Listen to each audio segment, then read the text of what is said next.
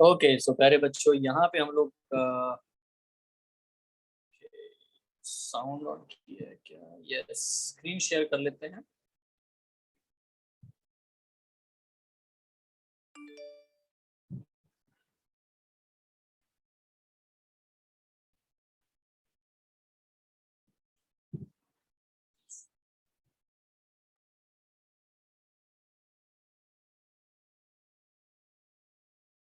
Okay, तो देखो प्यारे, हम लोगों ने जो लास्ट क्लास तक हम लोगों ने पढ़ा था, एंडोस्पर्म के डेवलपमेंट के बारे में हमने पढ़ा। ठीक है, we studied about the development of the endosperm. बराबर। अब यहाँ पे देखो, सिंपली बात ये आती है कि एम्ब्रियो का डेवलपमेंट हमें पढ़ना है, क्योंकि ये जो मेन चीज है जिससे आगे जो है नया प्लांट बनेगा। जाइगोट जो बना है ना, जाइगोट। अभी देखो, कैप्सुला की स्टडी की है, इज द फर्स्ट टाइम, है ना, हैंस्टेन नाम के साइंटिस्ट ने, जिसमें, है ना, एम्ब्रियो के डेवलपमेंट को पढ़ा कैप्सुला में। ठीक है। So in angiosperms, zygote undergoes resting phase वगैरह सारी चीजें करेगा। नाउ देखो, यहाँ पे बहुत सारी चीजें आपको टर्मिनोलॉजीज देखने को मिलेंगी, ऑल द डिफरेंट थिंग्स। जैसे यहाँ लिखा है कि the two suspensors is divide by transverse division forming a 6 to 10 cell long filament like structure is termed as a suspensor। Now ये सब हम लोग जब तक डायग्रामेटिकली नहीं देखते तो हमें बड़ा अजीब सा लगता है। All the cells of 10 divide by periclinal division so that 16 cells. Now देखो, या ग्लोबुलर एम्ब्रियो बनेगा एंड ऑल, ये सारी बातें हमें देखनी है। ठीक है, let's see in the diagram. Diagram को अगर हम देखें तो यहाँ पे बहुत सिंपली बेटा देखना है। तो देखो, ये हमारे पास में है जाइगोट, ये है जाइगोट। सिंगल सेल है, आपको पता है ये जाइगोट कहाँ प्रेजेंट है। मैंने लास्ट क्लास में डायग्रामेटिकली आपको शो किया था। जाइगोट का लोकेशन है बेटा टुवर्ड द माइक्रोपाइल एंड। सबसे पहले एंडोस्पर्म को बनवाया जाएगा, और मैंने कहा कि जिस सेल से एम्ब्रियो बनेगा उसको बिल्कुल सेंटर में पहुंचा दिया जाना चाहिए, उसको पुश किया जाना चाहिए from the micropylar and toward the centre. ये मैंने आपको लास्ट क्लास में समझाया था। राइट नाउ देखो, जैसे ही जाइगोट बेटा है, जाइगोट का सबसे पहला डिवीजन होता है ट्रांसवर्स अनइक्वल डिवीजन।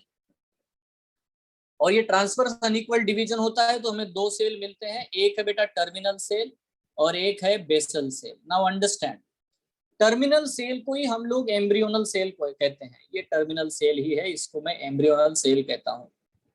ठीक है। और जो बेसल सेल है प्यारे बच्चों, ये जो बेसल सेल है, ये जो सेल है इसको हम लोग बोलते हैं सस्पेंसर सेल। अभी समझ लो, टर्मिनल सेल जो कि अभी चलाजा की तरफ है, और बेसल सेल जो कि माइक्रोपाइल की तरफ है। बेसल सेल हमेशा माइक्रोपाइल की तरफ होगा। ठीक है, तो उसको मैं ड्रॉ करके भी दिखाऊंगा। अभी फिलहाल जो डायग्राम है इसी को हम लोग यूज कर सकते हैं। नाउ, टर्मिनल सेल ही एम्ब्रियोनल सेल है, प्रो एम्ब्रियोनल सेल है, और बेसल सेल से सस्पेंसर बनता है। अगर आप देख पा रहे होंगे तो ये जो बेसल सेल की तरफ अगर ध्यान दोगे तो बेसल सेल तो पहले तो डिवाइड हो जाएगा इस तरह से। देखो, ये आपको दिखाई दे रहा है, this is a basal cell. उसका एक डिवीजन हुआ, फिर से बेटा वो फिर से डिवीजन कर रहा है। आप देख पा रहे होंगे बेसल सेल की तरफ देखो, नीचे वाला सेल हमेशा बड़ा है। अब आप देख पा रहे होंगे बेटा, यहाँ पे आप नोटिस कर पा रहे हो, ये पूरा का पूरा जो स्ट्रक्चर मैं बना रहा हूँ, दिस एंटायर स्ट्रक्चर। ठीक है, ये अगेन बेटा सस्पेंसर बनता चला जा रहा है। और ये देखो, ये एंटायर जो स्ट्रक्चर है, this entire is what this suspensor. ठीक है, आपको ये दिखाया जा रहा है, तो सस्पेंसर पहले तो बन जाता है। ठीक है, ये सस्पेंसर है। तो ये सस्पेंसर क्या करेगा, एक्चुअली ये जो एम्ब्रियोनल सेल है इसको पुश करेगा टुवर्ड द सेंटर। अब आप ये भी देख पा रहे होगे कि आपको ये जो एम्ब्रियोनल सेल है बेटा, इसके दो सेल बन गए हैं। यहाँ पे भी आपको टू सेल्ड आपको दिखाई दे रहा है ना सेल। उसके बाद आप देख सकते हो कि कैसे ये टू सेल्ड एम्ब्रियो जो है वो फोर सेल्ड एम्ब्रियो में कन्वर्ट हो चुका है, लाइक दिस। ठीक है, then you can see that कि how this entire embryonal mass become globular. ये देखो, ग्लोब बन गया। ये ग्लोब जो है बेटा धीरे धीरे धीरे धीरे एक हार्ट शेप जैसा चीज बन जाएगा। नाउ सी दिस वन, बड़ा ही मल्टीसेलुलर स्ट्रक्चर बनेगा। ये कंप्लीट बेटा आपको हार्ट शेप स्ट्रक्चर दिखाई दे रहा है, you can see this one. ये देखो, ये है, और ये है बेटा कोटिलेडॉन। ये दो कोटिलेडॉन है, यहाँ पे आपको रूट कैप बनते हुए दिखाई दे रहा है। नाउ अंडरस्टैंड कि किस तरह से बेटा ये पूरी तरह से कोटिलेडॉन दोनों इलोंगेट होंगे। इतने इलोंगेट होंगे कि ये इस तरह से झुक जाएंगे बेटा, इनसाइड आपको दिखाई दे रहा है।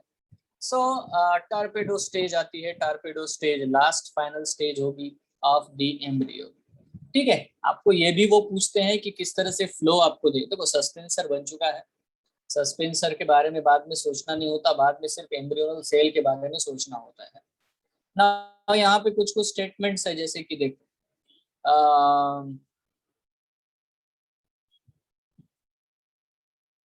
देखो the tissue present opposite to the plumule gives rise to the radical.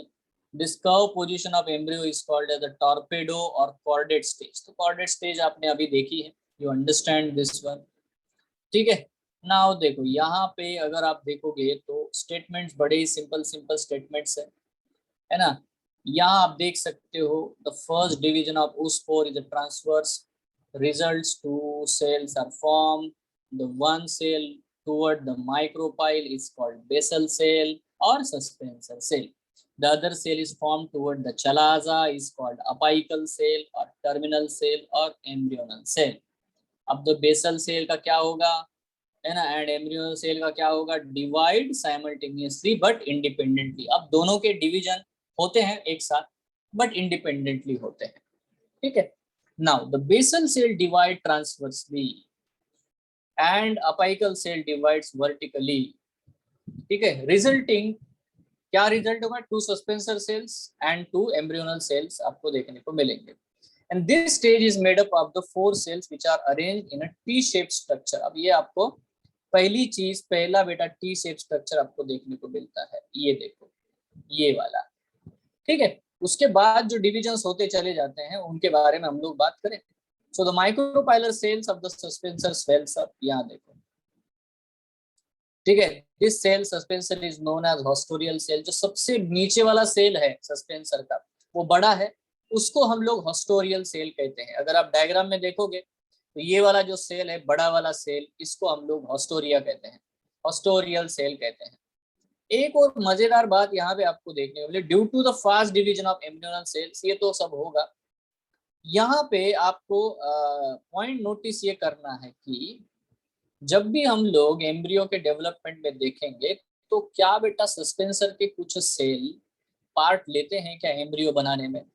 तो आपको याद रखना है ये जो वर्ड लिखा है हाइपोबेसल ऑक्टेंट। ठीक है, तो हाइपोबेसल ऑक्टेंट में जो हाइपोबेसल सेल्स होते हैं उनसे बनता है बेटा एक चीज जिसको हम लोग बोलते हैं हाइपोफाइसिस। मतलब ये नीचे वाला सेल जो होता है ना, ये तो ये जो हाइपोफाइसिस है ये रूट कैप बनाने में मदद कर सकता है। It will help in the formation of the root cap. ठीक है, और कोलियोराइजा जिसको हम लोग कहते हैं, ये जो रूट कैप आपको एक्चुअली बनते हुए दिखाया जा रहा है, ये रूट कैप एक्चुअली बनता है सस्पेंसर सेल, जो सबसे क्लोजेस्ट सस्पेंसर सेल होता है ऑफ द एम्ब्रियो। ठीक है, उससे रूट कैप बनता है। मतलब अगर ये पूछेंगे ना आपको तो ये आपको सही ढंग से समझना है। नाउ क्लियर है। सो नाउ सी, यहाँ पे हम लोग डायग्रामेटिकली इस चीज को देखते हैं। सी यहाँ पे आते हैं, ये लिया हमने एक प्लेन पेज, अंडरस्टैंड दिस। वही डायग्राम शुरू करते हैं सिंपल। देखो ये डायग्राम है वो जो हमने पहले लास्ट क्लास में ड्रॉ की थी, ये है वो डायग्राम। ठीक है, आप इस डायग्राम को समझते हो। ये है आपका फेनिकुलस। ठीक है, और यहाँ पे बच्चों इस तरह से ये है अभी डेवलप हो चुका है।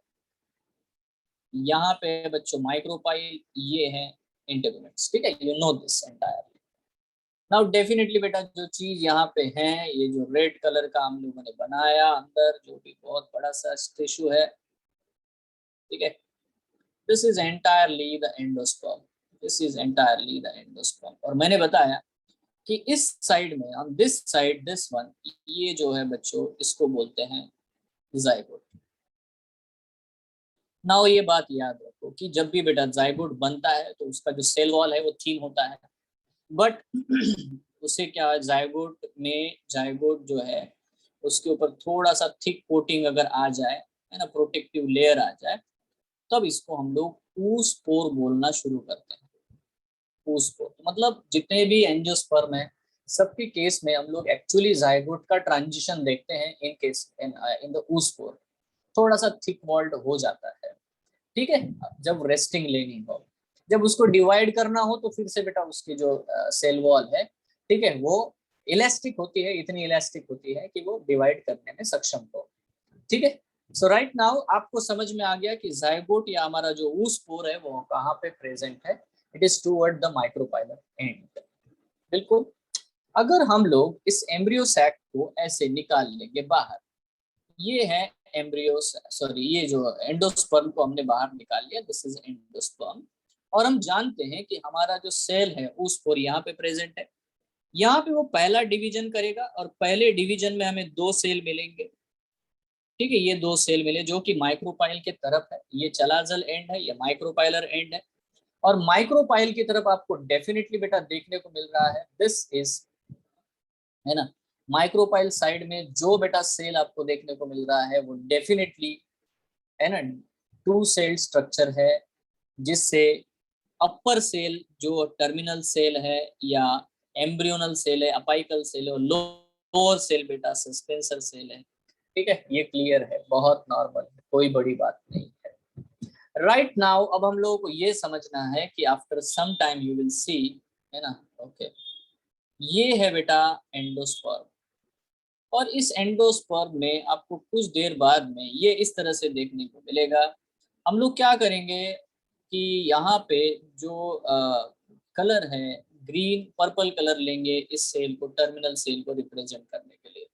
तो बेटा ये जो टर्मिनल सेल है एक्चुअली साइमल्टेनियसली डिवीजन होता है, बट मैं वैसा दिखाऊंगा नहीं आपको क्योंकि हमें समझना है। अब आप देख सकते हो जो टर्मिनल सेल एकदम कॉर्नर पे था, ये बेटा टर्मिनल सेल अब प्रॉपरली थोड़ा सा सेंटर में आ चुका है। इसीलिए सेंटर में आ चुका है क्योंकि सस्पेंसर बन चुका है और यहाँ पे एक सबसे बड़ा सेल है। ठीक है, इसको हम लोग हॉस्टोरियल सेल कहते हैं, this is called as what, the haustorial cell. ठीक है, ये जो स्ट्रक्चर है बेटा इसको हम लोग बोलते हैं सस्पेंसर। ठीक है, और ये जो क्लोज्ड सेल है बिल्कुल एम्ब्रियोनल सेल के नीचे, इसको हम लोग बोलते हैं हाइपोफाइसिस। ठीक है, तो ऑब्वियसली हाइपोफाइसिस हमें मदद करता है for the development of the root cap. ठीक है, रूट कैप बनाने में बिल्कुल मदद करेगा। तो ये है इस तरह से एंटायरली स्ट्रक्चर। राइट नाउ अब हमको डेफिनेटली बेटा फोकस करना है जो पर्पल सेल है। पर्पल सेल क्या है बेटा? पर्पल सेल हमारा एम्ब्रियोनल सेल है। ठीक है, आप देख पा रहे हो किस तरह से एक डेवलप्ड एंडोस्पर्म के अंदर, आपको हमेशा याद रखना है ये एंडोस्पर्म का टिश्यू है, ये एंडोस्पर्म है जो कि ट्रिप्लॉइड है मेरे प्यारे बच्चों। ठीक है, कैन यू अंडरस्टैंड दिस? अच्छा, haustorial cell is always very close to what, है ना, कहाँ पे बेटा haustorial cell? It is always, है ना, एट ये जो आपका माइक्रोपाइलर पोर्शन है वहां पे ही होगा बेटा हमेशा, यस और नो, है ना, इस तरह से माइक्रोपाइलर पोर्शन के पास होगा। और हमेशा ये भी याद रखो कि जब भी स्प्राउटिंग होती है, स्प्राउटिंग मतलब रेडिकल बाहर निकलता है, रूटिंग होती है, तो रूट हमेशा, स्प्राउट जो होता है, रेडिकल हमेशा माइक्रोपाइल से ही बाहर निकलता है, मतलब सीड में माइक्रोपाइल रह जाता है। यस और नो, सीड में जो है ना माइक्रोपाइल होता है ना, और ये माइक्रोपाइल डेफिनेटली बेटा it will come out, the radical will come out through the, क्योंकि आपको दिख रहा है हाइपोफाइसिस जो है वो डेफिनेटली बेटा रेडिकल की तरफ है, यू कैन सॉरी माइक्रोपाइल की तरफ है, so radicle will emerge out from that. Now अब बेटा थोड़ा ध्यान से यहाँ पे नोटिस करते हैं। अब बेटा देखो यहाँ पे अगर हम लोग बहुत ही सिंपल बात करते हैं कि एम्ब्रियोनल सेल को मैंने बाहर निकाल लिया, जो कि पर्पल कलर का हमने सेल लिया, ये वो सिंगल सेल है। ठीक है, तो ये जो एम्ब्रियोनल सेल है, this is embryonal cell, single cell. ठीक है, वो वहां पे क्या क्या करेगा इसके बारे में नोटिस करते हैं। सबसे पहले बेटा ये एक ट्रांसवर्स डिवीजन करेगा। अब ये ट्रांसफर डिवीजन एक्चुअली वर्टिकल होता है with respect to the haustorium, but है ना, now this is a vertical division, the transverse division, है ना, करेगा सबसे पहले। तो ये जो ट्रांसवर्स डिवीजन से हमें दो सेल मिलेंगे, you will get the two equal cells. ठीक है, अभी इसको बोलूंगा मैं टू सेल्ड प्रो एम्ब्रियो।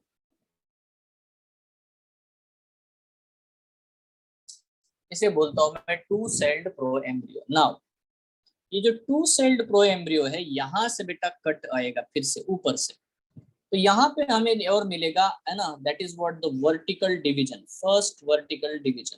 ठीक है, तो बेटा जो वर्टिकल डिवीजन आएगा, तो वर्टिकल डिवीजन से हमें डेफिनेटली बेटा ऊपर 2 सेल मिलेंगे, ठीक है, और नीचे 2, इस तरह से हमें 4 सेल्ड प्रो एम्ब्रियो मिलता है। ना अब एक वर्टिकल आएगा, फिर एक बेटा वर्टिकल डिवीजन आएगा, ठीक है। वर्टिकल डिवीजन, ये जो वर्टिकल डिवीजन है, it is right angle to the first vertical division.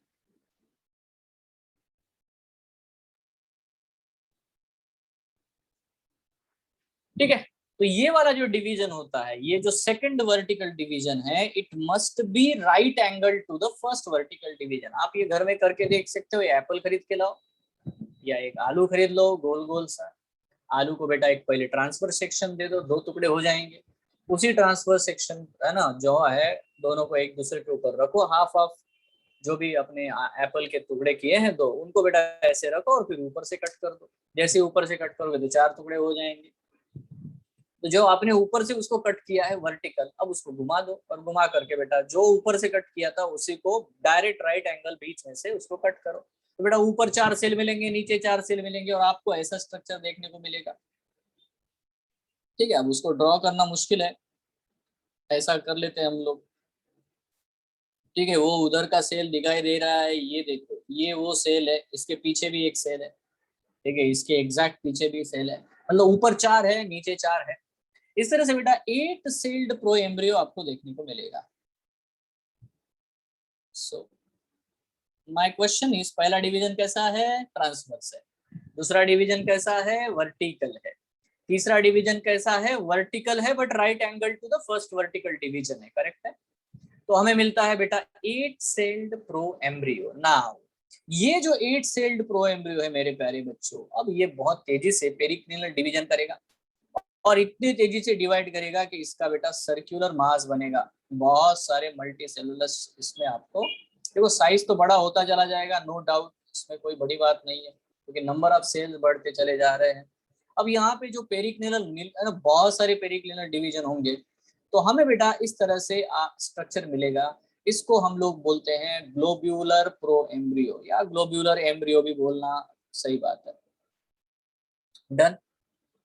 ठीक है, नाउ ये ग्लोब्यूलर प्रो एम्ब्रियो में यहाँ के जो सेल्स है और यहाँ के जो सेल्स है, यहाँ तो है ही, ठीक है, यहाँ के सेल्स ज्यादा करके तेजी से ग्रो होना शुरू हो जाते हैं, और जैसे वो बहुत तेजी से ग्रो होना शुरू हो जाते हैं, तो ऑब्वियसली बेटा ये जो ग्लोब्यूलर चीज है वो आपको ऐसे हार्ट शेप देखने को मिलेगी।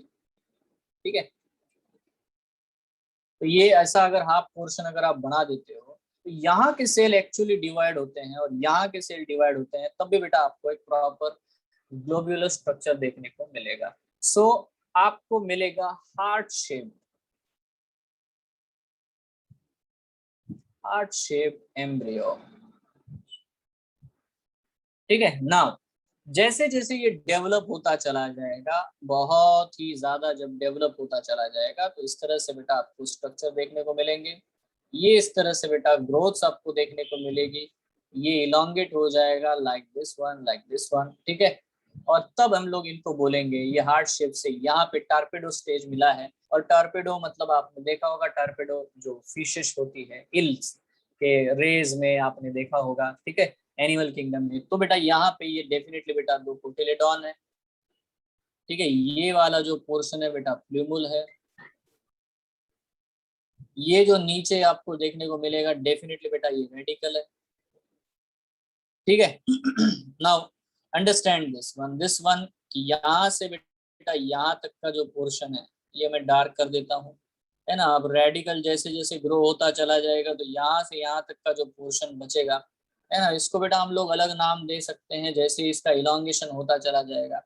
सी, है ना, ये जो पोर्शन है डेफिनेटली बेटा इसको हम लोग कहते हैं दिस वन। ओके ओके, ठीक है, तो ये है बेटा radical, and this one is what, देखो कोटिलेडॉन वाला जो पोर्शन है, कोटिलेडॉन का जो एरिया है, ठीक है, और रेडिकल का जो एरिया है, इनके बीच में जो एरिया होता है उसे हम लोग कहते हैं हाइपोकोटिल। और बेटा प्लूमुल और कोटिलेडॉन के बीच में, मतलब अबोधोकोटिलेडॉन जो भी एरिया आपको देखने को मिलता है उसे बोलते हैं हम लोग इपिकोटिल। देखो जो एक्सिस है, द एक्सिस है ना, प्लूमुल से लेकर रेडिकल का जो भी एक्सिस होता है, ठीक है, प्लेन एक सीधा एक्सिस, इसको एक्चुअली हम लोग बोलते हैं टिगेलम।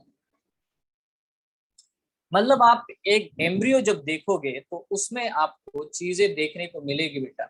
साइज बढ़ता जा रहा है, obviously the size is increasing, ठीक है। और जैसे जैसे बेटा इसका साइज बढ़ता चला जाता है वैसे वैसे वैसे वैसे जो नीचे जो सस्पेंसर है ना वो उसके कंपैरिजन में छोटा दिखेगा। अब पूछो क्वेश्चन बेटा। सर आप एपिकॉटिल एंड हाइपोकॉटिल एक और बार समझा सकते हैं? एपिकोटिल का मतलब ही होता है जो कोटिलिडॉन के ऊपर का पोर्शन है उसको हम एपिकोटिल बोलते हैं। अब ऊपर का मतलब है कि the area between the plumule and the cotyledon is called as the epicotyl. Epicotyl cotyledon के ऊपर।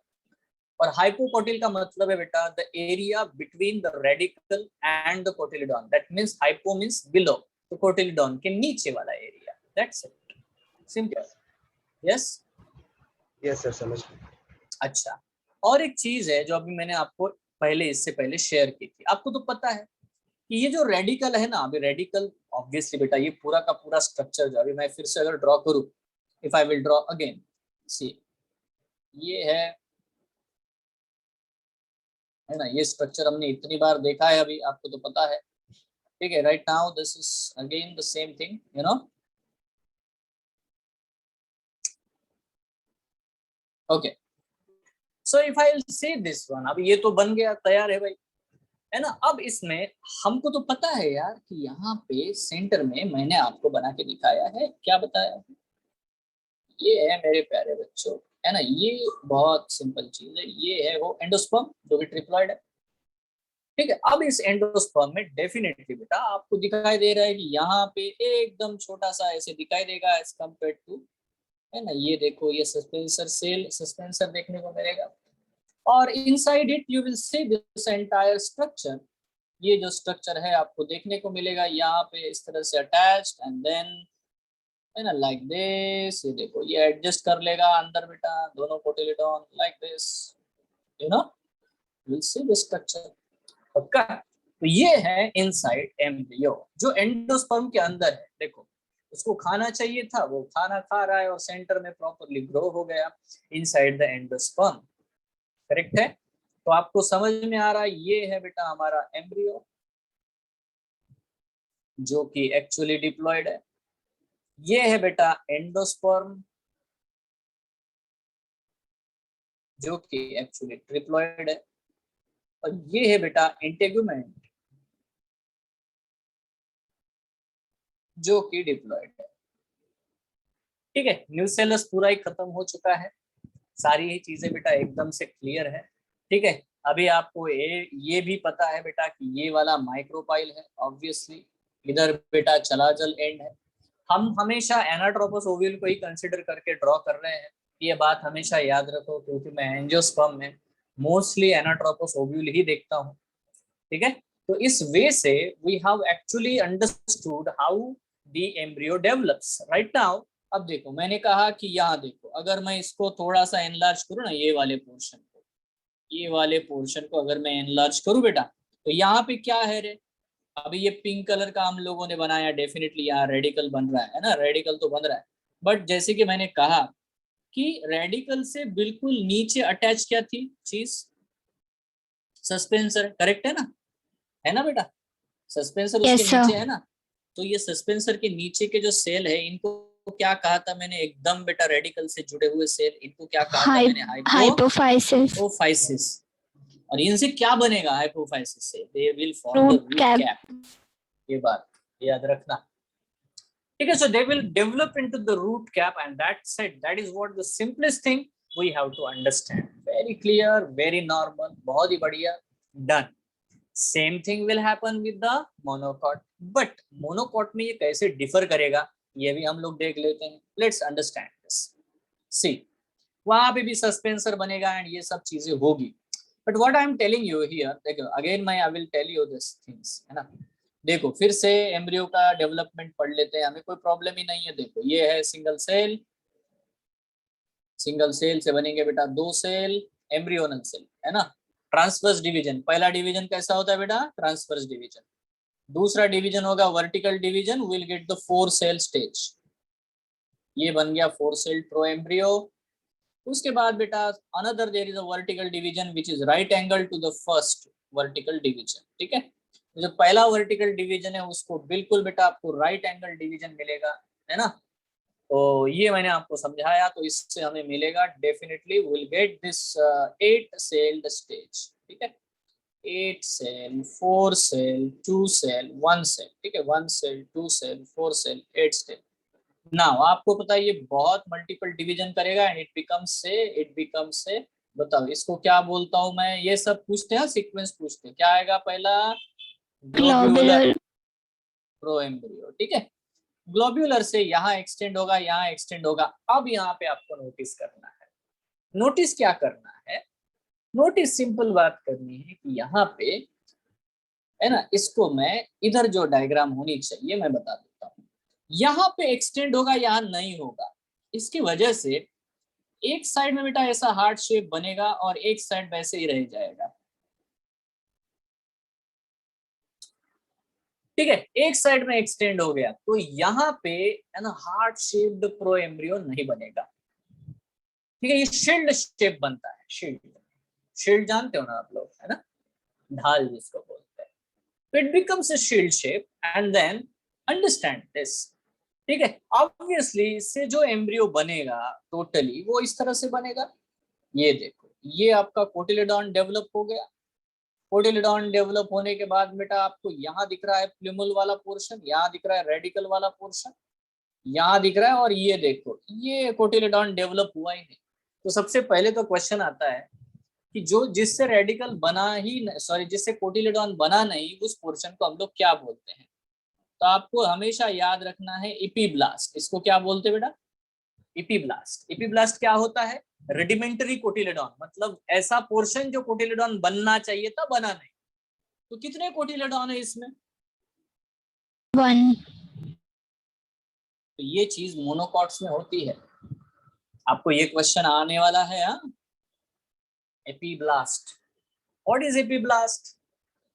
So that is what the rudimentary cotyledon in the case of what the monocot, ठीक है। ऑब्वियस पॉइंट है, ये वाला portion जो है, इस एक्सिस को मैं क्या बोलता हूँ, अब आप सब बोल जानते हो। The axis of the embryonal axis को क्या बोलते हैं रे, एम्ब्रियोनल एक्सिस को अभी नाम बताया था ना, टिगेलम बोलते हैं। क्या बोलते हैं, टिगेलम। और मोनोकॉट में जो कोटिलेडॉन है उसे हम लोग बोलते हैं स्कुटेलम। अब ये क्वेश्चन स्कुटेलम स्कुटेलम स्कुटेलम कितनी बार तो बेटा नीट में पूछा गया, आज तक टिगेलम नहीं पूछा उन्होंने, स्कुटेलम बार बार पूछा है। Can I ask you what is tigellum? Tigellum is embryonal axis. सबसे मजेदार बात ये है कि अगर मैं यहाँ पे इसको बाइफरकेट कर दूं, इसको बाइफरकेट कर दूं, इसको बाइफरकेट कर दूं, इसको बाइफरकेट कर दूं, इतने रीजन बना दिए, ठीक है। कलर ले लेते हैं यहाँ पे सुटेबल, ठीक है। नाउ ये वाला ऑरेंज, सॉरी, ये वाला ले लेते हैं, इसको मैंने ऑरेंज कलर कर दिया। ये देखो, ये वाला ऑरेंज कलर और यहाँ पे बेटा ऑरेंज कलर दोनों तरफ है, ठीक है। देन मैं और एक कलर ले लेता हूँ, रेड कलर। ये वाला पोर्शन मैंने रेड कलर का कर दिया और ये पोर्शन मैंने रेड कलर का कर दिया। Now you can differentiate between. और बाकी वाला जो पोर्शन है ना, इसको बेटा मैंने ग्रीन कलर का कर दिया। नाउ दिस एक्चुअली द, है ना, नोड, इसको नोड बोलते हैं, नोडल जोन, जहाँ पे पहला कोटिलेडॉन लीफ आया है। बट अब बेटा रेड वाले पोर्शन क्या है, क्या नाम होंगे इसके, क्या बोलते हैं इनको हम लोग? Epicotyl, hypocotyl. ये देखो, हाँ, ये है प्लूमुल, बहुत बढ़िया। और ये अगर रेडिकल है तो ऑब्वियसली बेटा इसे मैं क्या कहता हूँ, this is the hypocotyl and this one is what, the epicotyl. Epicotyl, बढ़िया। बट कहानी यहाँ खत्म नहीं होती, यहाँ पे और भी चीजें हैं। जैसे कि रेडिकल के ऊपर, रेडिकल जहां पे है बिल्कुल उसके ऊपर बेटा, at the tip of the radicle there is another layer and this is, what is this, obviously this is root cap. Yes, root cap होता है। कहानी यहाँ खत्म नहीं होती। On the plumule there is a coating, there is a another layer, and that layer जो यहाँ पे एक होती है बेटा, ऐसा कोटिंग होता है, लीफ लाइक बेटा कोटिंग होता है यहाँ पे इसके ऊपर, प्लूमुल के ऊपर। इसको हम लोग बोलते हैं कोलियोप्टाइल। नाउ ये चीज जो है ना कोलियोप्टाइल, ये आपको मोनोकॉट में ही देखने को मिलती है। राइट नाउ बात यहाँ पे खत्म नहीं होती। रूट कैप के ऊपर भी बेटा एक प्रोटेक्टिव लेयर है, प्रोटेक्टिव शीट होती है, जिसको हम लोग बोलते हैं कोलियोराइजा।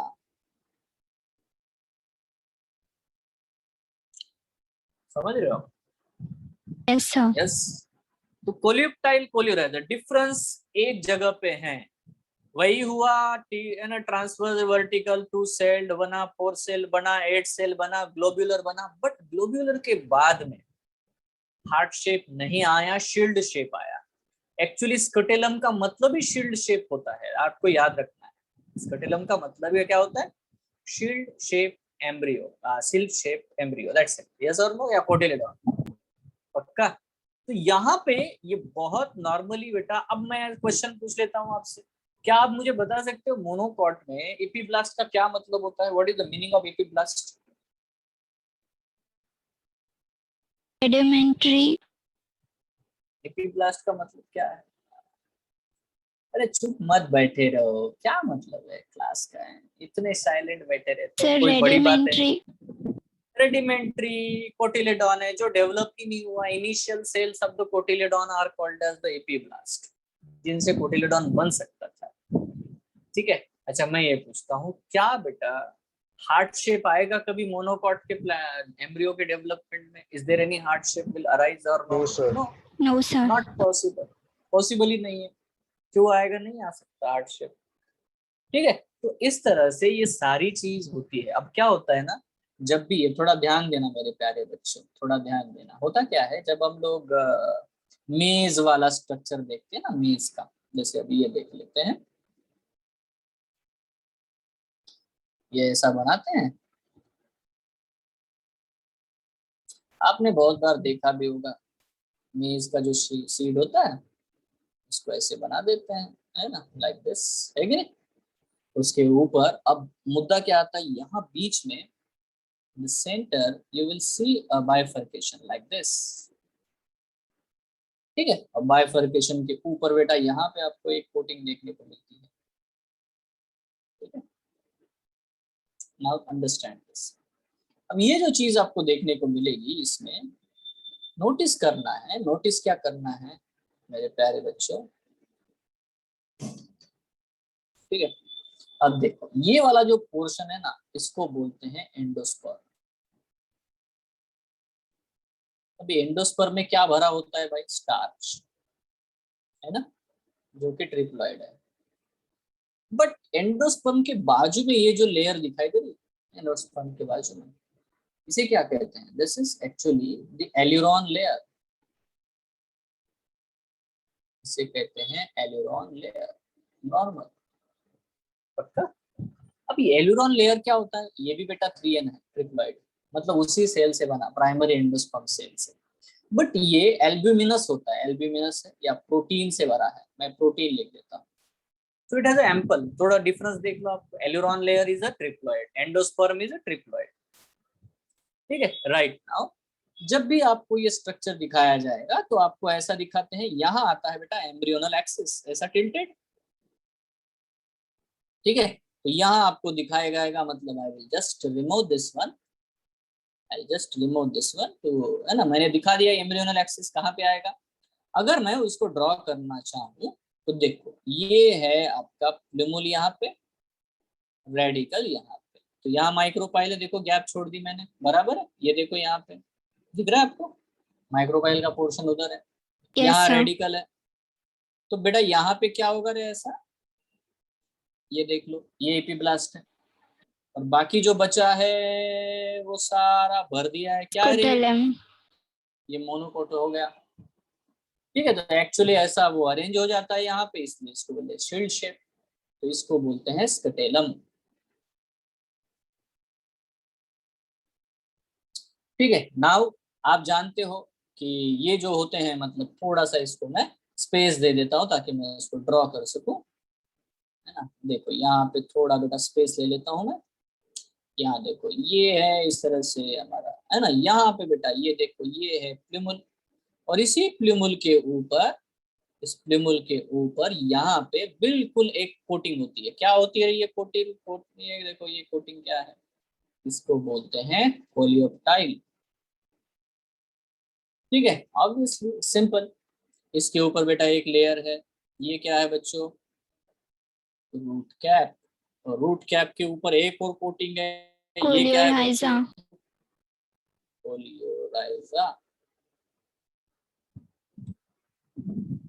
ठीक है। अब ये सिंगल सीडेड छोटे छोटे फ्रूट्स बनते हैं, बहुत छोटे छोटे, और पतला कोटिंग होता है।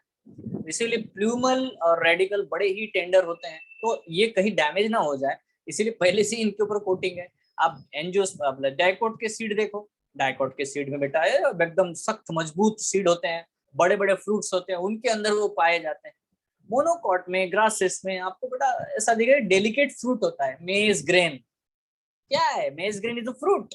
राइस, व्हीट, कैरियोप्सिस है भाई, सिंपल फ्रूट, एकदम सादा सिंगल, है ना। तो इसके चक्कर में उसको हाईली प्रोटेक्शन में रखा जाता है। Now you know this entire structure. Scutellum आपको पता चल गया, ये जो है डेफिनेटली बेटा, यहाँ पे अगर लेबलिंग कर दूं मेरे प्यारे बच्चों, ये वाला पोर्शन जो है ऑब्वियसली बेटा प्लूमुल है, ये वाला जो पोर्शन है बेटा रेडिकल है। अब जो भी मुझे गैप दिखाई दे रही है, ये वाला सपोज मान लेता हूँ दिस मच पोर्शन इज एपीकोटिल, एपीकोटिल। यहाँ से लेकर ये वाला जो पोर्शन है बेटा, ये हो गया हाइपोकोटिल। ठीक है। और सबसे मजेदार बात, ये जो एक्सिस है जिसके ऊपर सारी है, कोलियोप्टाइल से कोलियोराइजा तक पूरा एक लाइनिंग है, उसको मैंने क्या कहा था अभी अभी बहुत बार बताया यार, उसको बोलता हूँ मैं एम्ब्रियोनल एक्सिस। एम्ब्रियोनल एक्सिस का क्या मतलब हुआ, है ना? टिगेलम, है ना। तो यहाँ है बेटा स्कुटेलम, वहां होता है टिगेलम। so ये जो अगर मैंने लाइन यहाँ से यहाँ तक डाल दी, तो this entire line, this axis is called as what? The tigellum. Tigellum. That's it, बढ़िया है, खत्म। अब क्या होता है, बहुत बार क्वेश्चन आता है, मतलब ऐसा मैंने देखा है, क्वेश्चन है कि एक रूट है, उस रूट में 24 क्रोमोसोम है, रूट सेल है, रूट सेल में 24 क्रोमोसोम है, तो बताओ उस प्लांट के एल्यूरॉन लेयर में कितने क्रोमोसोम होंगे? ऐसा क्वेश्चन आता है। रूट में 24 क्रोमोसोम है, रूट सेल में कितने बेटा? Root cell have 24 chromosome. तो पूछते हैं एल्यूरॉन लेयर में कितने होंगे? अब यार समझ लो यार, 24 है मतलब root are always diploid, root तो हमेशा डिप्लॉयड होता है। ठीक है। और बेटा एल्यूरॉन लेयर इज ट्रिप्लॉयड, है ना, मतलब n कितना होना चाहिए? 12, बराबर है। तो 3n कितना होगा? 36। बस, हो गया सिंपल। तो ऑब्वियसली ये बहुत आसान से होते हैं, बट एल्यूरॉन लेयर एक्चुअली क्या है, मतलब उसकी, वो एक्चुअली एंडोस्पर्म का ही पार्ट है, बट ये कि पेरीफेरी में वो जमा हो जाते हैं प्रोटीन, और इसीलिए ये तो हो गया सीड का सिंपल स्ट्रक्चर, कोई भी बड़ी बात ही नहीं है, आसानी से आप समझ गए। देखो यहाँ से माइक्रोपाइल है, और माइक्रोपाइल से क्या निकलेगा भाई? रेडिकल बाहर निकलेगा। What is the function of micropyle in seed? Answer is entry of water, entry of oxygen, and emergence of radical. These are the functions of micropyle in the seed. What is the function of micropyle in the ovule? Ovule में entry of pollen tube, ये फर्क है। कितने लोगों को समझ में आ रहे क्वेश्चन? माइक्रोपाइल तो वही है, बट माइक्रोपाइल का फंक्शन बदल जाता है, जब वो ओव्यूल में है तब अलग है, जब वो सीड में है तब अलग है। क्लियर है? Yes sir. करेक्ट है ना? ये बात को समझ में आना चाहिए। अब बच्चे पढ़ते नहीं, वो सीड में पूछ रहा है या ओव्यूल को, पहले पोलन ट्यूब के एंट्री, पोलन ट्यूब, इतना दिमाग में भर दिया है। अरे भाई सीड में पूछ रहा है यार माइक्रोपाइल, तो आंसर वैसा ही देने का है, यस और नो, है ना। तो Yes, sir. सीड में अलग है और यहाँ पे अलग है, बहुत ही इंपॉर्टेंट है, सिंपल है, कोई भी बड़ी बात नहीं है, टिगेलर। आप शायद भूल गए होंगे, बट मैंने आपको आपके 11th स्टैंडर्ड के प्लान नहीं, आपको पढ़ाया नहीं शायद, मैंने प्लांट किंगडम। मैं क्वेश्चन पूछता हूँ आपसे जिम्नोस्पर्म वाला। क्वेश्चन ये है मेरे प्यारे बच्चों कि एक जिम्नोस्पर्म के सीड में कितनी जनरेशंस होती है। If I will draw this one, this is a coating, seed coat,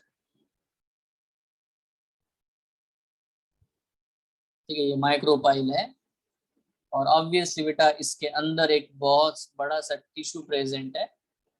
ये जो टिश्यू है, ठीक है, इसको एंडोस्पर्म बोलते हैं। और इस एंडोस्पर्म के अंदर प्यारे बच्चों यहाँ पे वो आपका ये प्रेजेंट है एम्ब्रियो, ठीक है, लाइक दिस। तो देखो ये है बच्चों सीड कोट, ये है एंडोस्पर्म और ये है एम्ब्रियो। देखो अब सीड कोट की प्लॉइडी होती है 2n, एम्ब्रियो की प्लॉइडी होती है 2n और एंडोस्पर्म की प्लॉइडी होती है n। हैप्लॉइड एंडोस्पर्म होता है जिम्नोस्पर्म्स में। तो क्वेश्चन आता है how many generations are there. So answer is 3 generation. कौन कौन से। सीड कोट रिप्रेजेंट करता है ओल्ड स्पोरोफिटिक जनरेशन को, क्योंकि इंटेगुमेंट से बना हुआ है। एम्ब्रियो रिप्रेजेंट करता है न्यू स्पोरोफिटिक जनरेशन को, और एंडोस्पर्म रिप्रेजेंट करता है गेमिटोफाइट, गेमिटोफिटिक जनरेशन को, क्योंकि ये हैप्लॉइड है, फीमेल गेमिटोफाइट है। तो how many generations are there, 3 generations है ना, 2 sporophytic generations and 1 gametophytic generation. तो क्या बेटा यही सेम चीज यहाँ पे इनके सीड्स में देखने को मिलती है क्या। सी एंजियोस्पर्म्स के सीड में ये है इंटेगुमेंट का कोटिंग, है ना। इसके अंदर एक कोटिंग और है बेटा, पतली सी,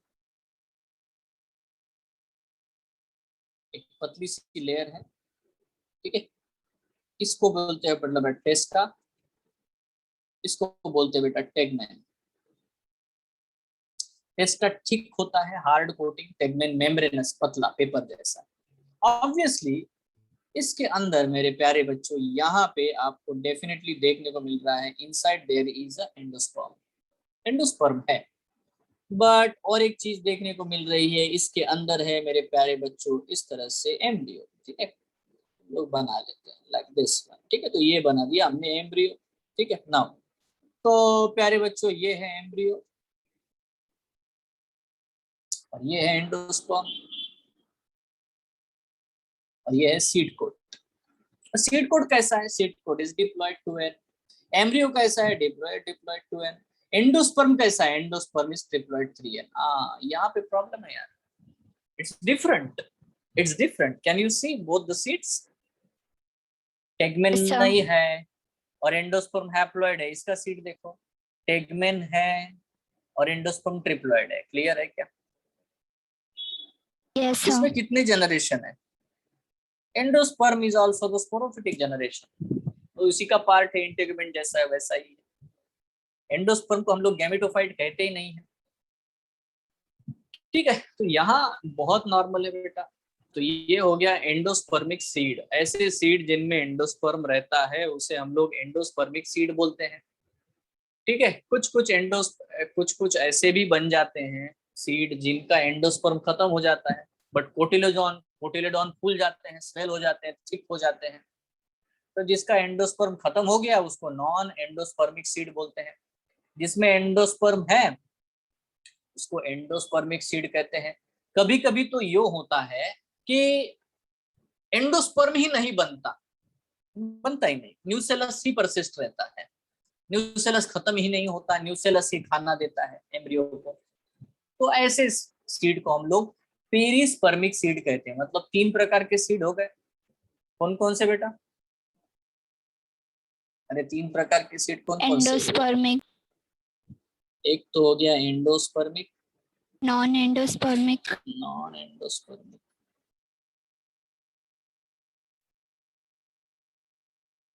perispermic.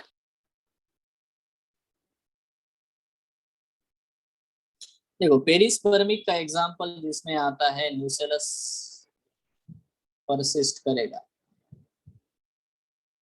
जैसे कि for example black pepper, PE. So the black paper is the your answer for this perispermic seed. ठीक है, मतलब ये ज्यादा करके यूज किया जाता है, तो ऐसे बहुत सारे एग्जांपल है। राइट नाउ यहाँ पे एक जनरलाइजेशन है। जनरलाइजेशन ये है कि एंडोस्पर्मिक सीड मतलब मोस्टली मोनोकॉट के सीड एंडोस्पर्मिक होते हैं, नॉन एंडोस्पर्मिक होते हैं डाइकॉट के। ठीक है, अब ये जनरलाइजेशन है, बट इसमें बहुत सारे एक्सेप्शंस है। तो क्वेश्चन एक्सेप्शंस के ऊपर ही आता है। क्या आप ऐसा डाइकॉट बता सकते हो जिसमें एंडोस्पर्मिक सीड हो, है ना, ये आपको समझना है। जैसे फॉर एग्जांपल कैस्टर के बारे में आता है। What is castor? पहले तो कैस्टर मोनोकॉट है कि डाइकॉट है, ये इंपॉर्टेंट पॉइंट है। Let's see in your notes. देखो आपके नोट्स को देख लेते हैं। यहाँ पे किधर गया नोट्स? ये है बच्चों। अगर आप नोट्स में देखो तो देखो ये तो बना दिया, बता दिया मैंने, एंडोस्पर्मिक एंड सब कुछ बता दिया, ये सब देखो। ठीक है, यहाँ पे अगर हम लोग नोटिस करेंगे, if you notice here here here here, yes here,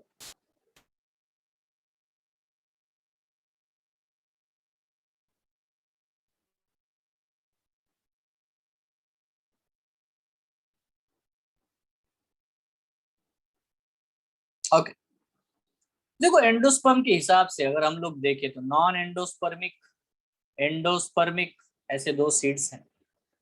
ठीक है, देखो यहाँ पे अगर हम लोग ये बात को समझे, जैसे कि यहाँ पे देखो एग्जांपल देख सकते हो, नॉन एंडोस्पर्मिक और एक्स एल्ब्यूमिनस इसको बोलते हैं, एक्स एल्ब्यूमिनस। ठीक है, एल्ब्यूमिन है ना, एल्यूरोन लेयर से जुड़ा हुआ है। The endospermic tissues are absorbed during the development, and that example देख सकते हो, capsula and most of the cotyledons, but castor seed is endospermic. अभी देखो castor is a dicot, but still it is an endospermic. बाकी most of the dicots are non-endospermic। समझ में आ रहा है? तो यहाँ पे देखो नॉन, है ना, नॉन एंडोस्पर्मिक डाइकॉट सीड आपके नोट्स में दिए गए हैं। Gram, bean, pea, cucumber, tamarind, groundnut, peanut, सब नॉन एंडोस्पर्मिक मोनोकॉट सीड, ये आपके क्वेश्चंस है। पैथोज मतलब money plant, vallisneria, alisma, amorphophallus. Amorphophallus जानते हो ना आप लोग, जमीन सूरन जिसको बोलते हैं, जमीन कंद जिसको बोलते हैं, एमार्पोफेलस, है ना, जिसमें कॉर्म आप लोगों ने पढ़ा था, है ना, यस कॉर्म। सर। तो ये जो है बेटा नॉन एंडोस्पर्मिक, तो ये है आपके क्वेश्चंस। ठीक है, नाउ अगेन एंडोस्पर्मिक, देखो एंडोस्पर्मिक डाइकॉट सीड्स कौन है बेटा? Castor, papaya, cotton, sunflower. ठीक है, ये डाइकॉट सीड है, इसको ज्यादा से ज्यादा पूछा गया है ना। So endospermic dicot seed is a castor. Endospermic monocot seed तो बेटा सारे maize, rice, wheat, coconut. Now this is understandable, coconut is monocot, पहली बार देखो, है ना। कोकोनट क्या है बेटा? मोनोकॉट है। आपको मजेदार बात बताता हूँ, आपने टेरिडोफाइट पढ़ा ना, टेरिडोफाइट, आपने जिम्नोस्पर्म पढ़ा। तो जिम्नोस्पर्म में जो साइकस होता है, साइकस बेटा, साइकस में दो कोटिलेडॉन पाए जाते हैं। Although it is a gymnosperm, it's not a dicot, but cycas के सीड में दो कोटिलेडॉन पाए जाते हैं, साइकस जो कि जिम्नोस्पर्म है। सी, अदरवाइज बाकी जितने हैं उनमें बहुत सारे कोटिलेडॉन होते हैं, more than 2 cotyledon present in the gymnosperms. समझ रहे हो क्या? Yes sir. तो देखो यहाँ पे आपको कैस्टर और कोकोनट दोनों को ही सही ढंग से याद रखना है, क्योंकि बहुत बच्चे कोकोनट को डाइकॉट मानते हैं। यस, इसलिए प्रॉब्लम होती है। तो बच्चों ये हो गया यार कंप्लीट चीज। ठीक है, अब सबसे इंपॉर्टेंट, सबसे डिफिकल्ट चीज हम लोग पढ़ने वाले हैं, है ना। आपको इसमें किसी को कोई प्रॉब्लम है, कुछ भी पूछना है आप पूछ सकते हो, anything, any issue. If it is not, there is a most important topic that we have to study, और वो टॉपिक क्या है इसको हम समझते हैं। देखो उस दिन भी मैंने पढ़ाते वक्त जब फर्टिलाइजेशन बताया था तब मैंने ये बताया कि ये तो पॉसिबल हो सकता है ना कि एक सीड में एक से ज्यादा एम्ब्रियो बन सकते हैं। ठीक है, मान ले अगर पोलन ग्रेन आ गए, ज्यादा पोलन ग्रेन ने ज्यादा पोलन ट्यूब बना दिए, तो ज्यादा पोलन ट्यूब आकर के बेटा एक ही जगह पे बहुत ज्यादा अगर बेटा मेल गैमेट रिलीज कर देते हैं तो डबल फर्टिलाइजेशन की जगह बेटा है ना ट्रिपल फर्टिलाइजेशन हो सकता है, बहुत ज्यादा लेवल पे बेटा फर्टिलाइजेशन हो सकता है। सो लेट्स अंडरस्टैंड दिस क्या है हमें समझना है। देखो हम लोगों को समझना है बेटा ये वाला टॉपिक, ठीक है, ये वाला agamospermy. Now this is simple, ठीक है। नाउ देखो बहुत ही आसान है मेरे प्यारे बच्चे। सबसे पहले फिर भी मैं एक चीज पूछना चाहूंगा, क्या आपको एम्ब्रियो का डेवलपमेंट क्लियर है? Yes, sir. सबको, किसी को डाउट है बेटा? क्योंकि ये सबसे डिफिकल्ट चीज है अगैमोस्पर्मी। डिफिकल्ट का मतलब कुछ नहीं है। अब जहाँ जो चीजें यहाँ पे लिखे वो बहुत आसान है। देखो सबसे पहले अगर मैं आप बच्चों आपके हाथ में बोलो ये लो एक सीड है, मैं बताओ सीड है तो बताओ ये सेक्सुअल रिप्रोडक्शन से बना है क्या? तो आप बोलोगे ऑब्वियस बात है, सीड तभी बनेगा जब सेक्सुअल रिप्रोडक्शन होगा, जायगोट बनेगा, एम्ब्रियो बनेगा, यही बात। बट अगर मैं ये बोलूँ ना, ये जो सीड है ये बना है विदाउट फर्टिलाइजेशन से, है ना, मतलब असेक्सुअल रिप्रोडक्शन से सीड बना है भाई, तो आप बोलोगे हाँ ये पॉसिबल है, बिल्कुल पॉसिबल है। तो जब भी बेटा हम लोग सेक्सुअल रिप्रोडक्शन पढ़ते हैं तो उसको हम एम्फीमिक्सिस बोलते हैं, बट एसेक्सुअल रिप्रोडक्शन को हम लोग एपोमिक्सिस बोलते हैं। तो उस सीड को जो कि एसेक्सुअल रिप्रोडक्शन से मतलब बिना फर्टिलाइजेशन के बिना मियोसिस से बना है, देखो एम्फीमिक्सिस होने के लिए दो इंपॉर्टेंट स्टेप है बेटा, एक तो मियोसिस होना चाहिए और दूसरा फर्टिलाइजेशन भी होना चाहिए। बट अगर कोई सीड विदाउट मियोसिस और विदाउट फर्टिलाइजेशन से बन रहा है तो ऐसे सीड को मैं एपोमिक्टिक सीड बोलता हूं, या ऐसे प्रोसेस को मैं एपोमिक्सिस बोलता हूं। तो हमारी एनसीईआरटी भी लिखती है एपोमिक्टिक सीड का मतलब क्या है ना, apomixis is mimicking the sexual reproduction, mimicking the मतलब है ना वो इस तरह से रिप्रेजेंट कर रहा है, इस तरह से प्रोसेस हो रही है जैसे कि सेक्सुअल रिप्रोडक्शन से बन रहा है सीड, बट एक्चुअली ऐसा नहीं है। तो see the statements in asexual reproduction the two individuals are produced by one and any means other than the fusion of sex or gametes। Gamete बन सकते हैं उसमें बट गैमेट का फ्यूजन कभी भी नहीं होगा बेटा असेक्सुअल रिप्रोडक्शन में। It means reproduction in which new individuals are formed without meiotic division and fusion of gametes is called asexual reproduction। उसमें ना meiosis हो रहा है ना बेटा gametes का fusion हो रहा है, and in this way asexual reproduction is also known as a apomixis। mixis मतलब fusion, apomixis मतलब विदाउट फ्यूजन, सिंपल है, मिक्स करना है ना, मिक्स नहीं होने देना, ये दोनों बातें हैं, जरूरत ही नहीं मिक्सिंग की, सिंपल। देखो बहुत सारे एग्जांपल है जैसे गैस्टेरेसी है, ग्रासिस है, इनमें आपको एपोमिक्सिस देखने को मिलता है। एपो का मतलब विदाउट, मिक्सिस का मतलब मिक्सिंग। अब ये जो टर्म है विंकलर भाई साहब ने दिया है 1908 में, ठीक है 1908। विंकलर भाई साहब ने 1908 में ये एपोमिक्सिस वाला कार्यक्रम ढूंढ लिया। और ऑब्वियसली बेटा ये मैंने आपको रिप्रोडक्शन इन ऑर्गेनिज्म में ही बताया कि जब भी असेक्सुअल रिप्रोडक्शन होगा तो क्लोन बनते हैं, एक एक इंडिविजुअल को हम रैमेट बोलते हैं, ठीक है पक्का। तो ये बहुत आसान है। बट अब यहाँ पे हम लोग एपोमिक्सिस के दो डिफरेंट टाइप पढ़ने वाले हैं। एक को बोलते हैं मेरे प्यारे बच्चों एगैमोस्पर्मी और दूसरा है वेजिटेटिव प्रोपेगेशन। देखो वेजिटेटिव प्रोपेगेशन बहुत आसान है समझने के लिए, आपने मॉर्फोलॉजी ऑफ फ्लावरिंग प्लांट पढ़ा है तो उसमें आप वेजिटेटिव प्रोपेगेशन को समझते हो, रूट से, स्टेम से, लीफ से, ठीक है, जो भी डेवलपमेंट होता है उसे हम वेजिटेटिव प्रोपेगेशन कहते हैं। Bulbil, bulbs, corm, rhizome, runner, सब बेटा सब ही वेजिटेटिव प्रोपेगेशन के एग्जांपल है ना। ये स्टेम, रूट, लीफ क्योंकि ये वेजिटेटिव पार्ट होते हैं प्लांट के, बट अगर वो है ना, मदद करे प्रोपेगेशन में, अपनी स्पीसीज को बढ़ाने में, तो डेफिनेटली बेटा इस प्रोसेस को हम वेजिटेटिव प्रोपेगेशन कहते हैं। ये एसेक्सुअल रिप्रोडक्शन ही है और इससे क्लोन ही बनेंगे, ठीक है, ये श्योर है। अब हमें समझना है गैमोस्पर्मी का मतलब क्या है। Now understand this. देखो, गैमोस्पर्मी का सीधा सीधा मतलब बेटा embryo is formed without fertilization, simple.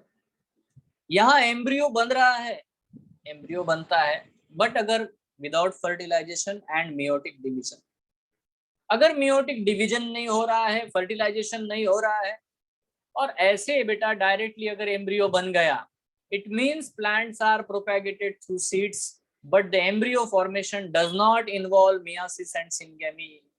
Seed तो बन रहा है, बट या तो फर्टिलाइजेशन नहीं हो रहा, या तो बेटा दोनों ही नहीं हो रहे, मियोसिस और फर्टिलाइजेशन दोनों ही नहीं हो रहे।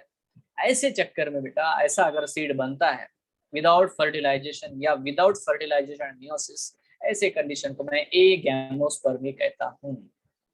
अब बेटा मैं यहां से इस पेज से उठा करके मैं अलग पेज पे आपको लेके चलता हूं, ठीक है। एपोमिक्सिस का ये पेज है, आप देख सकते हो, ठीक है। Now you can see here, थोड़ा सा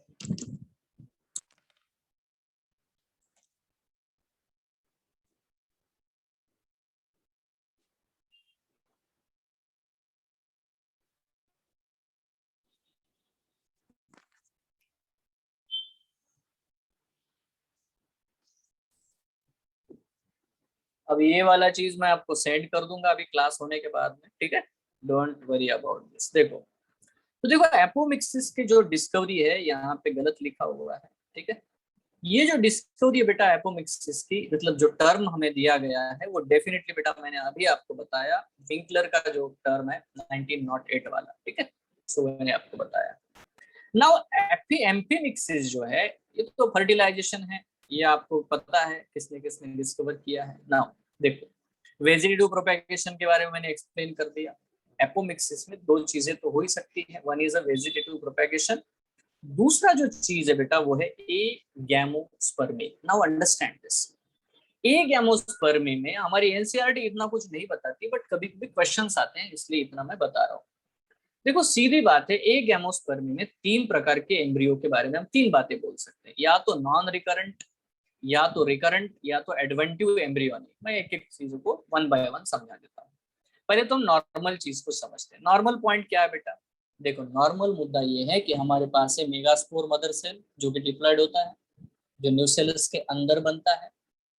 यही मेगास्पोर मदर सेल जब मियोसिस करेगा तो हमें बेटा ये सिचुएशन देखने को मिलती है। क्या सिचुएशन है इसमें, क्या है बच्चा, मेगास्पोर टेट्राड बनेगा, तीन डिजेनरेट हो जाएंगे, एक बचेगा फंक्शनल मेगास्पोर, और उसी फंक्शनल मेगास्पोर से एम्ब्रियो सैक बन जाएगा मेरे प्यारे बच्चों। जब एम्ब्रियो सैक बनेगा तो बेटा फर्टिलाइजेशन होगा, डबल फर्टिलाइजेशन होगा, दो मेल गमीट आ जाएंगे, आप देख पा रहे होंगे दो मेल गमीट आ जाएंगे, और ये दोनों मेल गमीट जो आए हैं ऑब्वियसली बेटा उनसे डबल फर्टिलाइजेशन करके जाइगोट बनेगा, जाइगोट से एम्ब्रियो बनेगा, embryo will form converted into the seed. तो ये है नॉर्मल डबल फर्टिलाइजेशन, इसमें कोई गड़बड़ी नहीं है, ये नॉर्मल है, this is the normal thing. Yes, everyone got it, normal चीज समझ में आ गई, ये हमने Yes, पढ़ा sir. है अभी तक, यही पढ़ा। अब इसमें क्या चेंजेस हो सकते हैं, देखो, जाइगोट हमेशा डिप्लॉयड होना चाहिए, एम्ब्रियो हमेशा डिप्लॉयड होना चाहिए, बराबर है ना। मान लो Yes, अगर sir. आप में से सब लोग अगर समझते हो हैप्लॉइड एम्ब्रियो बन गया तो, है ना, हैप्लॉइड जाइगोट बनेगा तो यहाँ की कंडीशन कैसे आएगी, लेट्स अंडरस्टैंड द थिंग्स। तो इसमें इसको हम लोगों ने बांट दिया है दो हिस्सों में। एक को बोलते बेटा हम लोग नॉन रिकरेंट एपोमिक्सिस, ये क्या चीज है इसको समझते हैं, ठीक है। नॉन रिकरेंट को पहले समझेंगे, रिकरेंट को बाद में समझेंगे। नॉन रिकरेंट एपोमिक्सिस का मतलब है जिसमें नॉन वायबल सीड बनता है, मतलब स्टेराइल सीड। अब ये सीड स्टेराइल क्यों है, क्योंकि उसका जो एम्ब्रियो है वो हैप्लॉइड बन जाता है, डिप्लॉइड है ही नहीं। अगर वो डिप्लॉयड ही नहीं तो आगे चल करके उससे जो प्लांट बनेगा वो मियोसिस भी नहीं करेगा, गैमेट भी नहीं बनाएगा, उसका कोई आगे कुछ होने वाला नहीं। बट नॉन रिकरेंट जब एम्ब्रियो बनता है तो उसमें मियोसिस हो जाएगा, बट सिनगेमी नहीं होती, तभी ये पॉसिबल है। अब इसको समझते हैं क्या मतलब है। ठीक है, ये ऐसी एगैमोस्पर्मी हो सकती है जिसमें एक्चुअली इसको हम ट्रू सेंस में अगैमोस्पर्मी कह भी नहीं सकते, बट फिर भी हम इसको एपोमेक्टिक चीज मानते हैं। इसमें हैप्लॉइड एम्ब्रियो बनता है। I will ask this question simply to you, मेरे प्यारे बच्चों मुझे बताओ, नॉन रिकरेंट एपोमिक्सिस में एम्ब्रियो जो बनता है वो हैप्लॉइड होगा या डिप्लॉइड? इतना बता दो बस। Haploid. Haploid, always remember this. नहीं समझ में आया तो डबल पूछो, ट्रिपल पूछो, क्योंकि ये समझना जरूरी है। राइट नाउ नॉर्मल चीज से हम लोग अभी सारी एबनॉर्मल चीजें पढ़ने वाले हैं। ठीक है, तो एबनॉर्मल चीज पहले तो हमें पता है कि एम्ब्रियो डिप्लॉइड बनता है, जायगोट डिप्लॉइड। यहाँ पे एम्ब्रियो ही हैप्लॉइड बनेगा, जायगोट ही हैप्लॉइड, ऐसा क्यों होगा भाई? चलो समझते हैं। ठीक है, इसके दो तरीके हो सकते हैं। पहला एक है बेटा हैप्लॉइड पार्थेनोजेनेसिस। अब ये क्या है देख लो, आपको दिख रहा है एमएमसी यहाँ पे बनाया हुआ है, दिस इज एमएमसी। ठीक है, हैप्लॉइड पार्थेनोजेनेसिस के नीचे एमएमसी लिखा हुआ है। मेगास्पोर मदर सेल न्यूसेलस में बन चुका है बेटा, उसने मियोसिस भी कर दिया। मजेदार बात है यार, मियोसिस भी हो गया। अब मियोसिस होने के बाद में मेगास्पोर टेट्राइड भी बन गया, बढ़िया है। मेगास्पोर टेट्राइड बनने के बाद में मेरे प्यारे बच्चों, मेरे प्यारे बच्चों, मेगास्पोर टेट्राइड से 3 डिजेनरेट हो गए, एक बच गया। उस एक मेगास्पोर से एम्ब्रियो सैक भी बना। एम्ब्रियो सैक में एंटीपोडल, पोलर न्यूक्लियाई, सिनर्जिड, एक सेल सब बन गया। बस फर्टिलाइजेशन नहीं होता। ये जो एग सेल है उससे डायरेक्टली बेटा this egg cell directly get converted into the zygote and zygote to embryo, direct division शुरू कर देता है, फर्टिलाइजेशन का इंतजार नहीं करता। तो आपको समझ में आ गया, मियोसिस तो हुआ बट फर्टिलाइजेशन नहीं हुआ। तो इसको बोलते हैं parthenogenesis, development of the seed, development of the embryo without fertilization. But embryo कैसा बनेगा? हैप्लॉइड। तो इसीलिए मैं इसको बोलता हूं हैप्लॉइड पार्थेनोजेनेसिस। क्लियर है क्या रे सबको? Yes sir. नॉन रिकरेंट मतलब, रिकरेंट मतलब क्या रे, आगे वो अपनी जनरेशन बढ़ाएगा। नॉन रिकरेंट मतलब वो अपनी आगे जनरेशन नहीं बढ़ा सकता, वो स्टराइल है। तो हैप्लॉइड बना मतलब नॉन रिकरेंट बना। तो ये पहला तरीका है जो हमें समझना है, haploid parthenogenesis. Everyone clear? Now again second thing, second चीज को देखो, हैप्लॉइड एपोगैमी। ये क्या चक्कर है सर? बहुत आसान है, देखो फिर से वही हुआ, मेगास्पोर मदर सेल बना, मियोसिस हुआ, टेट्राइड बने, 3 डिजेनरेट हुआ, हो गया, एक बच गया, उसी को क्या बोला? Megaspore, functional megaspore. अच्छा सर, फिर उसका एम्ब्रियो सैक बन गया भाई। अच्छा फिर क्या हुआ? फिर ये हुआ कि उसमें जो एंटीपोडल सेल है उन्होंने तय किया कि इस बार हम एम्ब्रियो बनाएंगे। भाई बना दे यार। कितने लोगों को समझ में आया? एग सेल के अलावा antipodal cell without fertilization embryo बना रहे हैं। सिनर्जिड के सेल जो कि हैप्लॉइड है वो भी एम्ब्रियो बना रहे हैं। तो बेटा अगर एंटीपोडल हैप्लॉइड है उससे जो एम्ब्रियो बनेगा वो कैसा बनेगा? हैप्लॉइड। सिनर्जिड जो हैप्लॉइड है उनसे जो एम्ब्रियो बनेगा वो कैसा बनेगा? हैप्लॉइड ही बनेगा। That is what the point. पक्का? बस सेंट्रल सेल उसमें रोल नहीं प्ले कर सकता क्योंकि सेंट्रल सेल ऑलरेडी डिप्लॉयड है। बात क्लियर है? इसलिए मैंने यहाँ पे सर्कल कर दिया है, ऐसा रॉन्ग कर देता हूँ। ठीक है, समझ रहे हो? तो अगर antipodal cell, the cells other than the egg cell, तो उसे मैं हैप्लॉइड एपोगैमी कहता हूँ। क्या कहता हूँ उसे मैं? Haploid apogamy. कितने बच्चे यहाँ बता सकते हैं मुझे हैप्लॉइड पार्थेनोजेनेसिस और हैप्लॉइड एपोगैमी में हैप्लॉइड का क्या मतलब है? हैप्लॉइड का क्या मतलब है? हैप्लॉइड का मतलब है हैप्लॉइड एम्ब्रियो बनता है। सही बात। नॉन रिकरेंट हैप्लॉइड का क्या मतलब है? एम्ब्रियो हैप्लॉइड बनेगा। हैप्लॉइड का मतलब ये है। बट पार्थेनोजेनेसिस में एग सेल से, हैप्लॉइड एग सेल से हैप्लॉइड एम्ब्रियो बनता है। और एपोगैमी में गैमेटोफाइट के दूसरे सेल्स, फीमेल गैमेटोफाइट है ना, embryo sac is a female gametophyte. तो गैमेटोफाइट के कोई दूसरे सेल जैसे कि एंटीपोडल जो कि हैप्लॉइड है या सिनर्जिड जो कि हैप्लॉइड है, उनसे एम्ब्रियो बनता है, एक सेल से नहीं। तो बात समझ में आती है? सर तो फिर हैप्लॉइड एपोगेमी में मल्टीपल सीड्स बनेंगे? नहीं, एक ही एंटीपोडल से एक एम्ब्रियो बनेगा या एक ही सिनर्जिड से एक एम्ब्रियो बनेगा। Okay sir. ठीक है, अब वो पॉली एम्ब्रियोनी भी बना सकते हैं, that can result into the poly embryony also. ठीक है, हैप्लॉइड एपोगेमी से पॉली एम्ब्रियोनी आ सकती है, मतलब एक सीड में एक से ज्यादा एम्ब्रियो आ सकते हैं। ये क्लियर है? जो तुम्हारा ये शायद क्वेश्चन है तो ये सही है। सही, सबको समझ में आया बच्चों? सबको समझ में आ रहे हैं non recurrent? Yes sir. Non recurrent का करंट दौड़ा कि नहीं दिमाग में? यस और नो?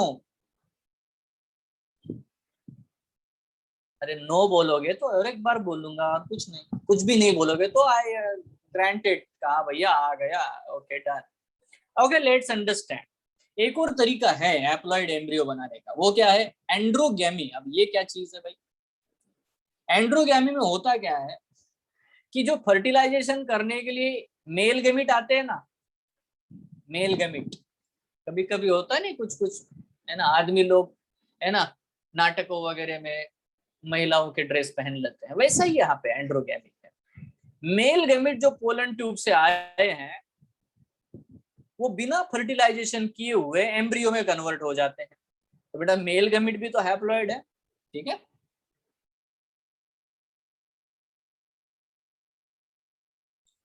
तो मेल गैमेट जो पोलन ट्यूब से बह के आए हैं वो विदाउट फर्टिलाइजेशन से एम्ब्रियो बना देते हैं। इसी को हम एंड्रोगैमी कहते हैं। तो थोड़ा एक्स्ट्रा हो गया, ज्यादा हो जाता है ना? अब आते हैं बेटा, क्या बेटा सबको ये क्लियर है? नॉन रिकरेंट में हैप्लॉइड एम्ब्रियो बनेगा। दो तरीके हैं, या तो पार्थेनोजेनेसिस, मतलब या तो हैप्लॉइड एक सेल से बनेगा, या तो एपोगेमी, कोई भी दूसरा सेल हो एक सेल के अलावा। एंटीपोडल हो सकते हैं या सिनर्जिड हो सकते हैं, जो हैप्लॉइड होंगे उनसे बनेगा। Is it clear? Sir haploid parthenogenesis का एग्जांपल क्या है? ये क्या है? ऑर्चिड दिख रहा है ना? Sir orchids. हाँ, ये डी मिसिंग हो गया, लो done. Okay sir. Actually plant का नाम है ऑर्चिड्स, इट्स नॉट ऑर्किड्स, ठीक है? Don't do this, sir yes. So haploid apogamy जो है वो है, अभी लिलियम का भी एग्जांपल दिया है। लाओ यहाँ पे आते हैं रिकरेंट के बारे में। रिकरेंट थोड़ा सा बेटा मुश्किल कार्यक्रम है, लेट्स अंडरस्टैंड दिस वन, ठीक है? कोई बात नहीं है ना? रिकरेंट को भी हम लोग समझ लेंगे, बड़ी बात नहीं है। सबसे पहले तो मुझे प्यारे बच्चों ये बता दो, मुझे ये बता दो कि तुम कैसे डिफरेंशिएट करते हो नॉन रिकरेंट और रिकरेंट को? How you will differentiate between non recurrent and recurrent? Anyone tell me please, anyone tell me please, बताओ। रिकरेंट में एम्ब्रियो कैसा बनेगा? रिकरेंट में एम्ब्रियो बनेगा डिप्लॉइड, डिप्लॉइड। मतलब आगे चलकर वो फर्टाइल होता है। ठीक है, नॉन रिकरेंट में बनता है हैप्लॉइड, नॉन रिकरेंट में बनता है हैप्लॉइड, नॉन रिकरेंट में बनता है हैप्लॉइड, रिकरेंट में बनता है डिप्लॉइड, रिकरेंट में बनता है डिप्लॉइड। मतलब जो भी एम्ब्रियो बनेगा वो फर्टाइल होगा रिकरेंट में। मतलब मैं यहाँ पे लिख चुका हूँ, है ना, ये कि ये डिप्लॉइड होगा, वायबल होगा। ठीक है, ऑब्वियसली डिप्लॉइड एम्ब्रियो बनेंगे। अब यहाँ पे जब भी डिप्लॉइड एम्ब्रियो बनता है तो ये ट्रू सेंस में अगैमोस्पर्मी है। क्यों? क्योंकि ना तो यहाँ पे मियोसिस होता है और ना ही बेटा यहाँ पे फर्टिलाइजेशन होता है ना? नॉन रिकरेंट में कम से कम मियोसिस तो हुआ था, है ना? यहाँ पे ना मियोसिस होगा ना फर्टिलाइजेशन होगा। सो लेट अंडरस्टैंड डिप्लोस्पोरी, ये एक तरीका है। क्या है डिप्लोस्पोरी? देखो एमएमसी दिख रहा है आपको? Can you yes see the sir. Megaspore mother cell? अच्छा, मेगास्पोर मदर सेल ने आपकी अपेक्षा से क्या करना चाहिए था? मियोसिस, बट वो मियोसिस नहीं करता और डायरेक्ट बेटा वो एम्ब्रियो सैक बना लेता है। मेगास्पोर मदर सेल बोला आज मेरे को तकलीफ है, मैं नहीं करूंगा भैया मियोसिस, एक काम करता हूँ डायरेक्ट एम्ब्रियो सैक बना लेता हूँ। अब बेटा मेगास्पोर जैसा एक्ट करेगा वो। Megaspore mother cell behaves as a megaspore, ठीक है, बिहेव्स एज ए मेगास्पोर, और मेगास्पोर जैसा एक्टिविटी करने की वजह से वो खुद एम्ब्रियो सैक बनाता है। तो आप समझ गए एंटीपोडल भी क्या बनेंगे? एंटीपोडल सेल कैसे होंगे बेटा? डिप्लॉइड होंगे, बराबर। सिनर्जिड भी डिप्लॉइड होंगे, एक सेल भी, सब कुछ डिप्लॉइड बनेगा।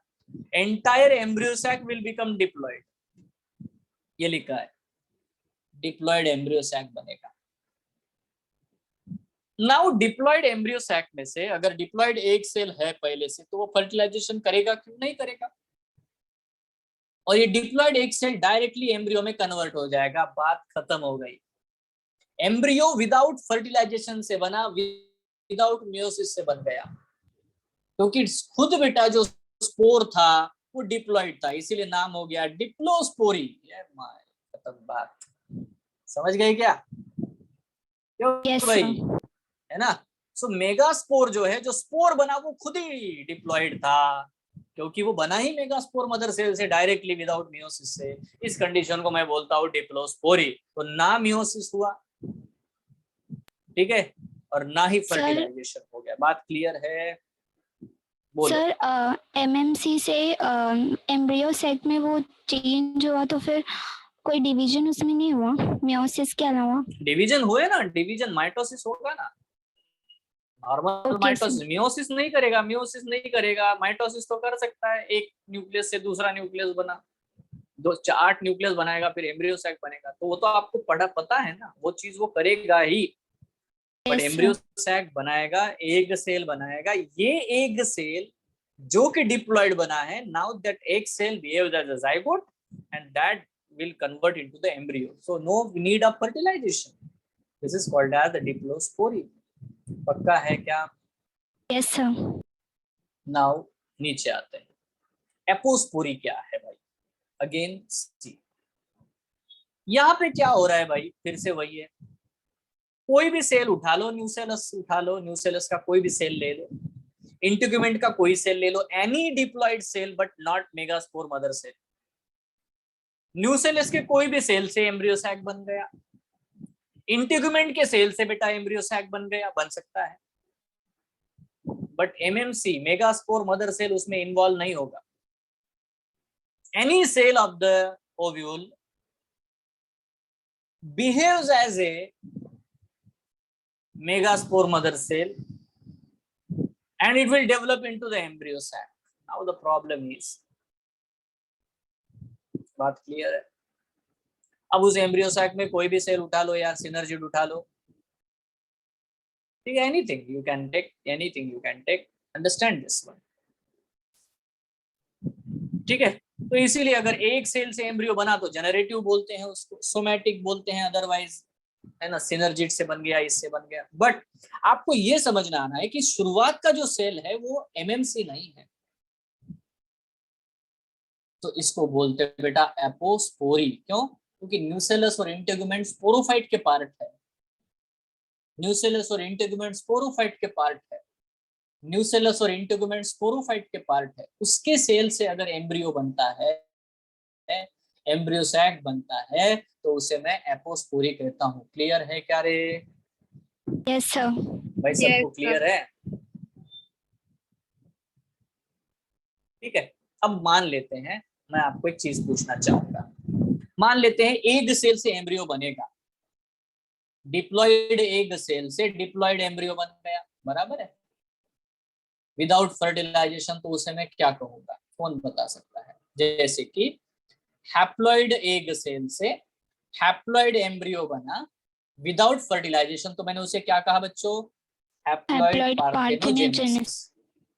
तो वही क्वेश्चन पूछता हूं मैं, डिप्लॉयड एग सेल से विदाउट फर्टिलाइजेशन अगर डिप्लॉयड एम्ब्रियो बनेगा तो मैं उसे क्या कहूंगा? Eposphory. आसान है। अरे हैप्लॉइड एग सेल से हैप्लॉइड एम्ब्रियो बना विदाउट फर्टिलाइजेशन, तो मैंने हैप्लॉइड पार्थेनोजेनेसिस कहा, ठीक है। मैं उस दूसरा क्वेश्चन पूछता हूँ, क्या आप डिफरेंशिएट कर सकते हो हैप्लॉइड पार्थेनोजेनेसिस और डिप्लॉयड पार्थेनोजेनेसिस में?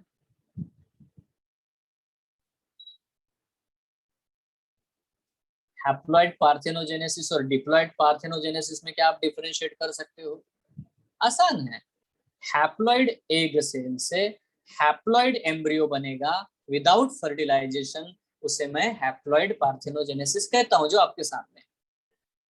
बट अगर डिप्लॉयड एग सेल से डिप्लॉयड एम्ब्रियो बनेगा विदाउट फर्टिलाइजेशन, तो उसे मैं क्या कहूंगा?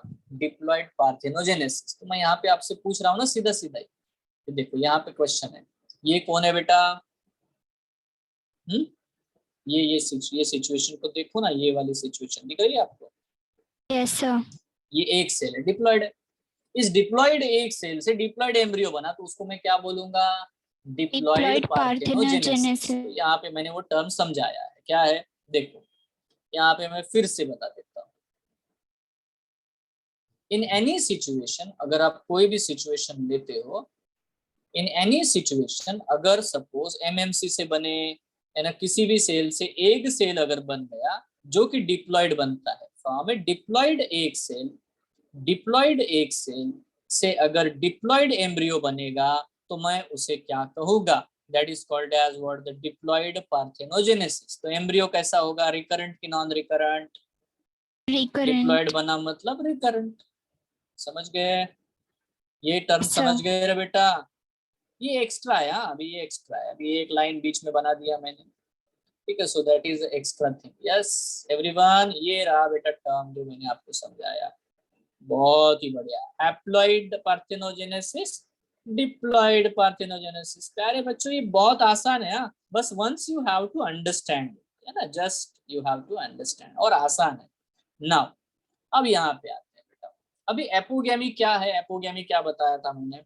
हैप्लॉइड एंटीपोडल सेल से हैप्लॉइड एम्ब्रियो बना, या तो हैप्लॉइड सिनर्जिड से हैप्लॉइड एम्ब्रियो बना, तो उसको मैंने क्या कहा? Haploid apogamy. तो बेटा डिप्लॉइड एपोगेमी क्या होता होगा? डिप्लॉइड एपोगेमी क्या होता होगा बताओ ना? यही चीज है डिप्लॉयड ना? एंड हाँ डिप्लॉइड एपोगेमी तो वही चीज मैंने बताई है इधर। डिप्लॉइड एपोगेमी क्या है? मान लेते हैं न्यूसेलस का सेल है, इंटेगुमेंट का सेल है, उससे बेटा एक सेल बना और उससे एम्ब्रियो बना, तो ये अलग बात हो जाती है। But diploid apogamy is very simple. Gametophyte का कोई भी पार्ट आपको मिला है, जैसे कि एंटीपोडल से या कुछ भी, तो यहाँ पे मैंने लिखना चाहिए था, ठीक है? तो ये नीचे वाला मिसमैच होता है, ये अलग है, दिस इज अलग, ठीक है? इसको मैं ऐसे कर देता हूँ, ये क्लियर है, ये अलग है बेटा। ये जो पोर्शन है ना, ये एडवेंटिव एम्ब्रियो है, ठीक है? So let's do it, understand. इसको मिटा देते हैं यार, हटाओ, ये हट गया भाई, हटा दो कार्यक्रम, निकाल दो भाई इसको। आप कंफ्यूज हो सकते हो, तो कंफ्यूजन से बचाने का यही तरीका है, ठीक है? ये देखो, यहाँ पे देखो, अभी देखो एंटीपोडल सेल के बारे में मैंने यहाँ पे ड्रॉ किया, you can see this one. ये देखो ये एंटीपोडल सेल है मेरे प्यारे बच्चों, हैप्लॉइड एंटीपोडल सेल है, उससे हैप्लॉइड एम्ब्रियो बन गया, तो इसको मैंने हैप्लॉइड एपोगेमी कहा। या तो हैप्लॉइड सिनर्जिड सेल है, उससे अगर हैप्लॉइड एम्ब्रियो बना तो उसके मैंने हैप्लॉइड एपोगेमी कहा। डन? डन है ना? अगर बेटा हैप्लॉइड एग सेल से अगर हैप्लॉइड एम्ब्रियो बनता है तो उसको मैंने हैप्लॉइड पार्थेनोजेनेसिस कहा। नाउ अंडरस्टैंड दिस वन, ये एंटीपोडल है। अगर डिप्लॉइड एंटीपोडल सेल से डिप्लॉइड एम्ब्रियो बनता है तो इसे मैं क्या कहूंगा? इसे मैं कहूंगा डिप्लॉइड डिप्लॉयड एपोगेमी। एपोगेमी। या तो ये जो सिनर्जिड है मेरे प्यारे बच्चों, सिनर्जिड, डिप्लॉइड सिनर्जिड सेल से अगर बेटा डिप्लॉइड एम्ब्रियो बनता है, एम्ब्रियो डिप्लॉइड बनता है, तब भी ये क्या है मेरे प्यारे बच्चों? Diploid diploid apogamy. Apogamy. Same way diploid egg cell है बेटा, उससे अगर डिप्लॉइड एम्ब्रियो बनता है ना, तो उसे मैं क्या कहूंगा? Diploid diploid parthenogenesis. पार्थेनोजेनेसिस। खत्म यार, कुछ भी मुश्किल नहीं है। तो डन, डन डना डन डन, खत्म कार्यक्रम, ठीक है? जो चीज समझ में नहीं आती वो मैंने बता दी, ठीक है? यस और नो, कोई प्रॉब्लम ही नहीं है। देखो सेंट्रल सेल है, सेंट्रल सेल खुद डिप्लॉयड होता है 2n, क्योंकि n+n कंडीशन है, उससे अगर एम्ब्रियो बना तो क्या हो जाएगा? Diploid apogamy. मेल, है ना, फीमेल गैमेटोफाइट का सेल है, तो डिप्लॉइड एपोगेमी हो जाएगा। बहुत बढ़िया। सो नाउ ये हो गया, देखो ये बहुत आसान चीजें हैं, कोई भी बड़ी बात नहीं है। तो अगर हम सारी चीजों को समझना चाहते हैं, ये देखो ये मैंने समझाने के लिए बहुत कार्यक्रम कचरा किया इधर, ठीक है? I will just remove it, otherwise you will get confused. Let's understand this. I will tell you one thing. एक बात मैं आपसे सबको शेयर करना चाहता हूँ कि what should be the adventive embryony, है ना। एडवेंटिव एम्ब्रियोनी का क्या मतलब हो सकता है, ठीक है। So will understand this one, adventive embryony, तीसरा टर्म है ना। देखो, हमको ये समझना है प्यारे बच्चों कि जब भी सीड बनता है, जब भी हमने भी सीड बनाया, ये देखो ये सीड है, ठीक है। सीड के अंदर बेटा यहाँ बन गया एम्ब्रियो। अब ये एम्ब्रियो हम लोग समझते हैं हमेशा एक सेल से बना है या एम्ब्रियो सैक के सेल से बना है। हमने ऊपर कंडीशंस देखी, बहुत बार ये देखा कि इंटेगुमेंट से एम्ब्रियो बन रहा है। तो होता क्या है, समटाइम्स इट हैपेंस दैट कि ये सीड है और इस एक सीड में यहाँ पे बेटा एक एम्ब्रियो है, यहाँ पे एक और एम्ब्रियो है, यहाँ पे एक, मतलब देखो इस कंडीशन को डेफिनेटली बेटा मैं पॉली एम्ब्रियोनी कहता हूँ। नाउ क्वेश्चन ये आया कि बना क्यों भाई ये, ठीक है। अगर सपोज ऐसा है कि किसी सेल है, जैसे कि देखो है ना, इंटेगुमेंट का सेल है, ठीक है, या तो न्यूसेलस का सेल है, या तो एंटीपोडल है, या तो सिनर्जिड है। अगर इनमें से किसी ने भी एम्ब्रियो बनाया तो क्या बेटा वो ट्रू एम्ब्रियो है क्या? ट्रू एम्ब्रियो क्या नो होता है? Sir. True embryo must form from the egg cell, that is the fertilized egg cell से अगर एम्ब्रियो बनता है तो ये है ट्रू एम्ब्रियो, ठीक है। अब अदर देन दिस, एक जैसे कि मैं रूट्स के बारे में बताता हूँ। होता क्या है, हम लोग कहते हैं कि द रूट, अगर रेडिकल से रूट बनता है ना, रेडिकल से अगर रूट बनता है तो उसी रूट को हम लोग प्राइमरी रूट कहते हैं, यस ठीक है। सर। बट अगर बेटा स्टेम से, लीफ के ऊपर, नोड से, इंटरनोड से, रूट के ऊपर कहीं पे भी बेटा अगर रूट बनता है अदर देन द रेडिकल, बिना रेडिकल को यूज किए अगर रूट बनता है तो ऐसे रूट को हम लोग एडवेंटिशियस रूट कहते हैं। करेक्ट है? यस क्या कहते हैं सर। उसको हम लोग? Adventitious root, the root which is formed without the radicle, ठीक है, इसको हम लोग एडवेंटिशियस रूट बोलते हैं। तो प्यारे बच्चों, अगर ये इंटेगुमेंट से, न्यूसेलस से, एंटी ऐसे सेल से बन रहा है, इसका काम ही नहीं है एम्ब्रियो बनाना, तो ऐसे एम्ब्रियो को मैं एडवेंटिव एम्ब्रियो बोलता हूँ, सेकेंडरी। समझ रहे हो क्या? यस ऐसा सर। एडवेंटिव वर्ड ही समझ में आएगा यार। अच्छा, एडवेंटिव मतलब जिस चीज से बनना चाहिए उससे बना ही नहीं है, प्राइमरी नहीं है, सेकेंडरी एम्ब्रियो है। करेक्ट है ना? अब बेटा अगर एडवेंटिव एम्ब्रियो बनेंगे तो पॉली एम्ब्रियो नहीं आएगी कि नहीं आएगी? एक सेल ने बना दिया, इंटेगुमेंट बोलेगा नहीं तू इसको हमेशा बनाएगी, एक मैं भी बनाऊंगा न्यूसेलस बोले मैं भी बनाऊंगा, मैं भी खेलूंगा। तो इस तरह से बेटा अगर सबने एम्ब्रियो में बनाने में कंट्रीब्यूशन कर दिया तो एक ही सीड के अंदर एक से ज्यादा एम्ब्रियो बनना शुरू हो जाते हैं, ठीक है। और इसी को हम पॉली एम्ब्रियोनिक कहते हैं। यही हमारे एनसीईआरटी में दिया गया है। इट्स सिंपल, यस और no? Yes let's sir. Read, read in your notes, है ना। नोट्स में पढ़ लेते हैं। देखो आपके नोट्स में क्या बोला है। देखो ये तो हो गया, सारी चीजें मैंने बता दी, बहुत ही कचरा है यहाँ पे। बट मैं पॉली एम्ब्रियोनी को बताना चाहता हूँ। पॉली एम्ब्रियोनी को देख लेते हैं, सी, ठीक है। यहाँ पे देखो, the formation of, see, the formation of many embryos inside the single seed is called as a polyembryony. You can see this one, it's simple, yes. अभी ये सबसे पहले ल्यूवेनहॉक नाम के जो भाई साहब है, सिट्रस में उन्होंने देखा था, ऑरेंज में उन्होंने डिस्कवर किया। देखो poly embryony is common in gymnosperms. Gymnosperm में बेटा कॉमन है क्योंकि उनमें होते ही एक से ज्यादा, मोर देन आर्किगोनिया होते हैं, इसलिए होता है।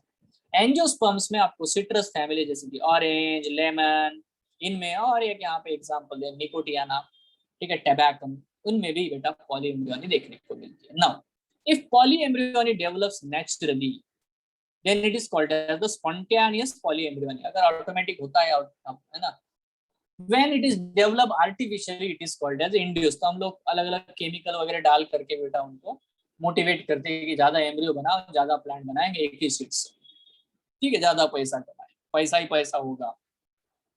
Now when many embryos are formed from separate embryo sacs, now this is very important। मान लेते हैं एक ही ओव्यूल में एक से ज्यादा एम्ब्रियो सैक है, more than one inside ovule, it is called as the false or the pseudo polyembryonic. मतलब देखो, एक ही एम्ब्रियो सैक से अगर बहुत ज्यादा एम्ब्रियो बनते हैं, ठीक है, तो ही बेटा उसको हम लोग सही मायने में पॉलीएम्ब्रियोनिक मानते हैं। ठीक है, जिसको ऐसे समझने के लिए देखो हम लोग ट्विन्स के बारे में पढ़ते हैं, आइडेंटिकल ट्विन और फ्रैटर्नल ट्विन, बराबर। अभी फ्रैटर्नल ट्विन कभी कभी एक लड़का एक लड़की भी होते हैं, और ऐसा भी होता है कि दोनों एक जैसे दिखते भी नहीं है, वो ट्विन होते हैं, एक साथ पैदा जरूर होते हैं, but they will not appear same, तो उसको बोलेंगे फॉल्स ट्विन है ना, सूडो, समझ रहे हो ना, है ना। अब देखो अगर एक ही जायगोट से दो मतलब बन जाते हैं, 3 बच्चे बनते हैं, वो बिल्कुल एग्जैक्टली एक जैसे दिखाई देंगे, जेनेटिकली एग्जैक्ट सिमिलर होंगे, तो उसको हम लोग they are very true identical twins, इनको हम लोग बोलेंगे। वैसा ही यहाँ पे है, एक ही एम्ब्रियो सैक से अगर एम्ब्रियोज बने बहुत सारे, तो वो ही ट्रू एम्ब्रियो यानी है पॉलीएम्ब्रियो यानी है। So when many embryos are formed inside a single embryo sac of the seed, it is called true polyembryonic. अब ये क्यों हो सकता है, कैसे प्रोड्यूस हो सकता है, इसकी 3 चीजें यहाँ पे दी गई है मेरे प्यारे बच्चों। देखो पॉलीएम्ब्रियोनिक के क्या क्या कैसे हो सकता है। नंबर 1, क्लीवेज ऑफ जायगोट और बडिंग, ये हो सकता है। ठीक है, जो जायगोट बना ना, उसने क्या किया, एम्ब्रियो बनाने का डिवीजन करने से पहले बेटा 3-4 जायगोट बना दिए खुद। अब हर एक जायगोट ने अपना अपना एम्ब्रियो बनाना शुरू कर दिया। ठीक है, अब ये चीज आपको इन प्लांट्स में देखने को मिलती है, जैसे कि cymbidium, exocarpus, nymphaea, lotus, nicotiana, tobacco और ऑर्किड्स में बेटा आपको ऐसी कंडीशन देखने को मिलती है। जायगोट बना और उस जायगोट ने डिवाइड होकर के पहले 2 जायगोट बना दिया, 3 जायगोट बना दिए, तो ऑब्वियसली बेटा ये ट्रू पॉलीएम्ब्रियोनिक हो सकती है। दूसरी चीज, by the fertilisation of synergids, हो सकता है ना, एक सेल का फर्टिलाइजेशन हो गया। पॉलीस्पर्मी के केस में ऐसा होता है, पॉलीस्पर्मी मतलब एक ही एम्ब्रियो सैक में बहुत सारे बेटा 2-3 पोलन ट्यूब आके फुल है ना आगे बस्ट हो गए, और उन्होंने बहुत सारे बेटा 4-5 मेल गमीट वहां पे रिलीज कर दिया। अब वो बाकी मेल गमीट करेंगे क्या, बाकी मेल गमीट क्या करेंगे, एक मेल गमीट ट्रिपल फ्यूजन करके कर लेगा, एंडोस्पर्म बना लेगा, एक मेल गमीट जो मेन जायगोट है बना लेगा, एक सेल के साथ में फ्यूज हो जाएगा, बाकी मेल गमीट क्या करेंगे, तो बोलते हैं हम लोग वापस ना जाएंगे। ठीक है, तो वहाँ एंटीपोडल है, वहाँ सिनर्जिड है, उनके साथ बेटा फर्टिलाइजेशन करके वो एम्ब्रियो बना देते हैं, तो हो जाएगा। सही बात, वहां पे बेटा पॉली एम्ब्रियोनी बन गई। सही बात। So by the fertilisation of synergids और by the fertilisation of the antipodal cells, ठीक है, इनसे आपको एम्ब्रियोज बनते हुए दिखाई देते हैं, जैसे कि एनिमोन या सेजिटेरिया या पासप, एग्जांपल्स है, but you have to understand the concept. ठीक है, आपको सिट्रस के अलावा ज्यादा कुछ पूछेंगे नहीं, ज्यादा से ज्यादा वो पूछेंगे आपको लीलियम के बारे में। क्या है लीलियम में, in lilium all 3 types of polyembryony are present, मतलब बडिंग से भी होता है, सिनर्जिड के फर्टिलाइजेशन से भी होता है, एंटीपोडल के भी फर्टिलाइजेशन, सारे चीजें आपको लीलियम में देखने को मिलते हैं।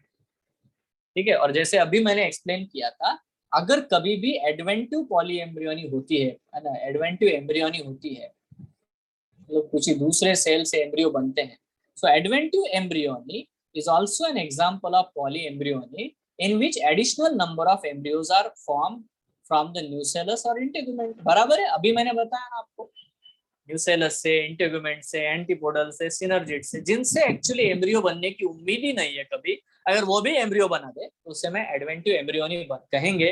और डेफिनेटली बेटा सीड के अंदर एक से ज्यादा एम्ब्रियोज आपको देखने को मिलेंगे। ठीक है, is it clear? Yes sir. Yes sir. है ना सर तो बाय दिस वे, हाँ बोलिए। सर मोनो एम्ब्रियोनी में ट्रू और फॉल्स कंडीशन नहीं आता है? मोनो एम्ब्रियो में क्यों ट्रू और फॉल्स का कंडीशन होगा? मोनो एम्ब्रियोनी का मतलब ही कि एक सेल से बना है, पॉसिबल तो है वैसे ट्रू और फॉल्स, बट हम लोग ऐसा कुछ असर्टन नहीं करते। देखो सिनर्जीट से बना, एंटीमोडल से बना, तो वो तो ट्रू है ही नहीं भाई, वैसे भी ट्रू नहीं है। Yes sir. तो ये रहा बेटा सारा कार्यक्रम जो मैंने आपको बता दिया है। This is all about the chapter. The chapter is the, वो वाला जो नोट्स अभी मैंने बनाया है वो आपको मैं भेज दूंगा आफ्टर क्लास, ठीक है।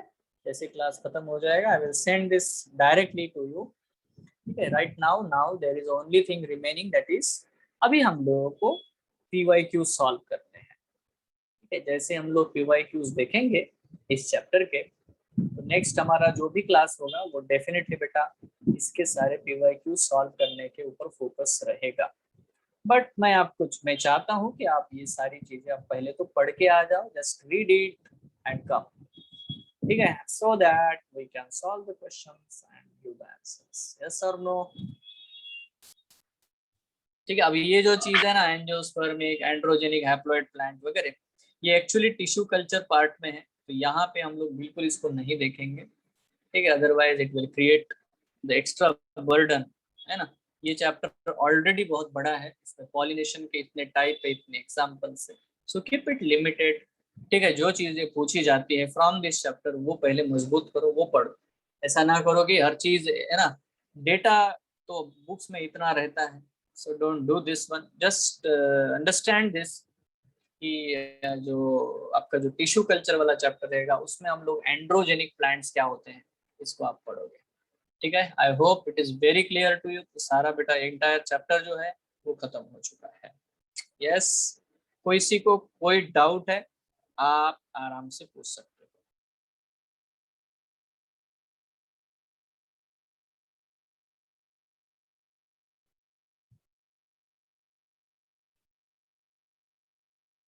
सर हाँ बोलो। सर जेनिया और मेटाजेनिया का डिफरेंस एक बार वापस आप समझा दोगे? जेनिया और मेटाजेनिया बड़ा ही सिंपल है।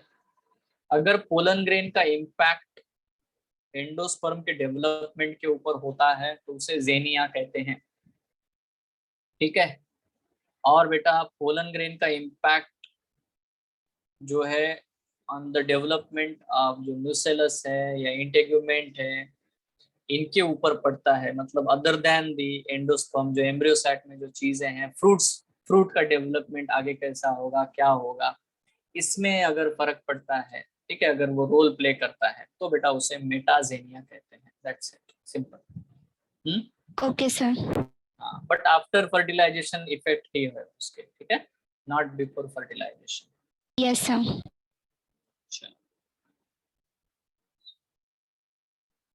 जैसे वो रेडिमेंट्री एम्ब्रियो एंडोस्पर्म बना देता है या मोजाइक बना देता है ना, तो ये जो चीजें बनती है इनमें अगर हम लोग नोटिस करें तो डेफिनेटली बेटा यहाँ समझ में आने वाली बात है। सर नीट हाँ में साइंटिस्ट के नेम्स भी आते हैं क्वेश्चंस के लिए? हाँ बिल्कुल आते हैं, अगर एनसीईआरटी में जो दिया है वो पूछा जाएगा, उसमें कुछ इफ बट नहीं है ना, इफ बट कुछ भी नहीं है। आप देखो ना पीवाईक्यूज में आपको साइंटिस्ट के नाम आते हैं। पता है आपको 2018 के पेपर में ये पूछा गया था जेनेटिक्स के चैप्टर में, पुनेट नाम का साइंटिस्ट दिया है, पुनेट स्क्वायर, ठीक है।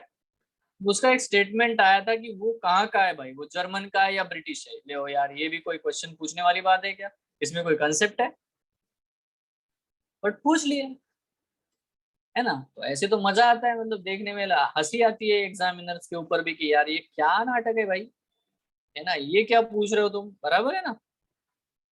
सो बट जस्ट सी, अब वो पूछते हैं, they will ask you, and if they will ask you you have to prepare it. क्या है, क्वेश्चंस बहुत सारे बनाए जाते हैं, तो कुछ कुछ क्वेश्चंस को बनाते बनाते उनको भी लगता है क्या ऑप्शन डालूं क्या ऑप्शन डालूं, एक ऑप्शन कहीं से उठा के डाल देते हैं, ठीक है। हाँ, और अलग अलग जगह से बेटा पेपर्स मंगाए जाते हैं, तू भी बना के भेज, तू भी बना के भेज, आप भी भेजोगे, आप भी भेजो, एंड देन उसको कंपाइल किया जाता है, that is the thing happens, ठीक है। अब देखो एनटीए जो पेपर बना रहा है उसकी एक खासियत ये है कि बेटा वो पेपर जो उनके पास अभी डेटाबेस है, आप एनटीए का जो भी साइट्स पे जा करके आप उनके पेपर सॉल्व करो, है ना, किया है क्या कभी आपने सबने? Yes sir. हाँ, उनके साइड पे जा करके जो भी क्वेश्चन दिए हैं सारे बेटा सॉल्व करो। मतलब आपकी तो आधी से ज्यादा दिक्कत तो वहीं हल हो जाएगी। मतलब मैक्सिमम क्वेश्चन उसी डेटाबेस से पूछे जाएंगे जो उनके पास पहले से ही पिडअप है उसमें से। फिर भी है ना, लोग तो बैठते हैं, पैनल तो बैठता है, बिना पैनल के तो होगा नहीं कुछ भी। चलो लेट्स डू दिस। अब बताओ, यहाँ पे क्वेश्चन है सिंपल सा, attractants and rewards are required for. ये बहुत आसान क्वेश्चन है, आप आराम से बता ए सकते हो ऐसे क्वेश्चन का जवाब यार, है ना। एंटोमोफिलिक। रिवार्ड्स अट्रैक्टेंट तो ऑब्वियसली बेटा एंटोमोफिली के लिए जरूरी है ना। तो ये बहुत ही आसान। क्लिस्टोगैमी में, हाइड्रोफिली में, इन सब में बिल्कुल भी जरूरत नहीं है। फ्लावर्स विच हैव, देखो यहाँ पे ये पॉइंट मैंने आपको बताया था पढ़ाते वक्त उस दिन, single ovule in the ovary and are packed into inflorescence are usually pollinated by, wind. है ना। ये बिल्कुल मैंने क्वेश्चन ना वहां पे उस दिन बताया भी था।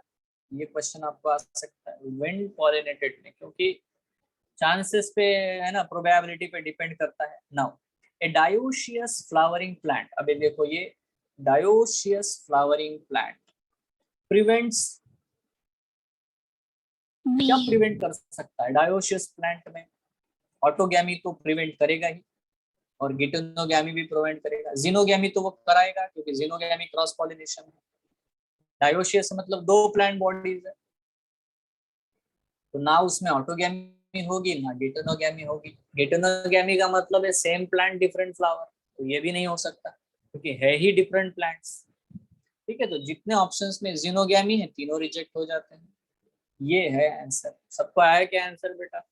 Yes sir. एक डायोशियस प्लांट, डायोशियस मतलब दो अलग अलग है, मेल और फीमेल प्लांट डिफरेंट है, तो ऑब्वियसली बेटा वो ऑटोगेमी और गिटोनोगेमी दोनों चीजें जो है वो नहीं करा पाएगा। That's it. ठीक है, next. Which one of the following statement is not true? ये सर बताओ। ए। ए sir. Tapetum helps in the dehiscence of anther.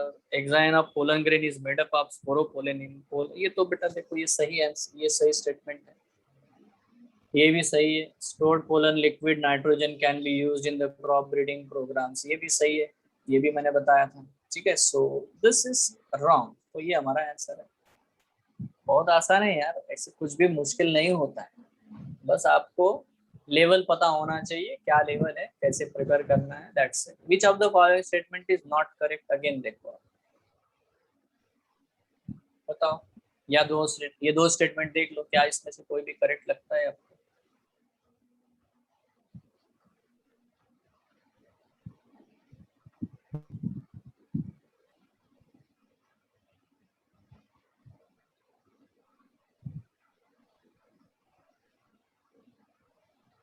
इधर भी देख लो, दो स्टेटमेंट है।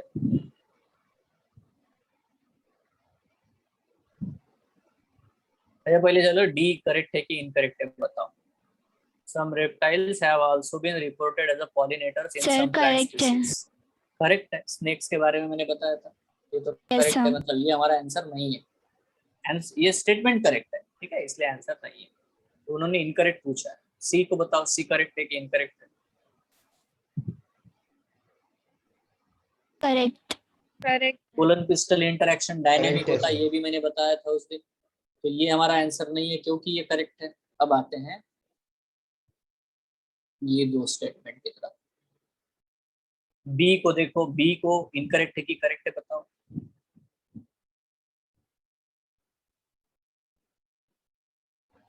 सर ए आंसर है।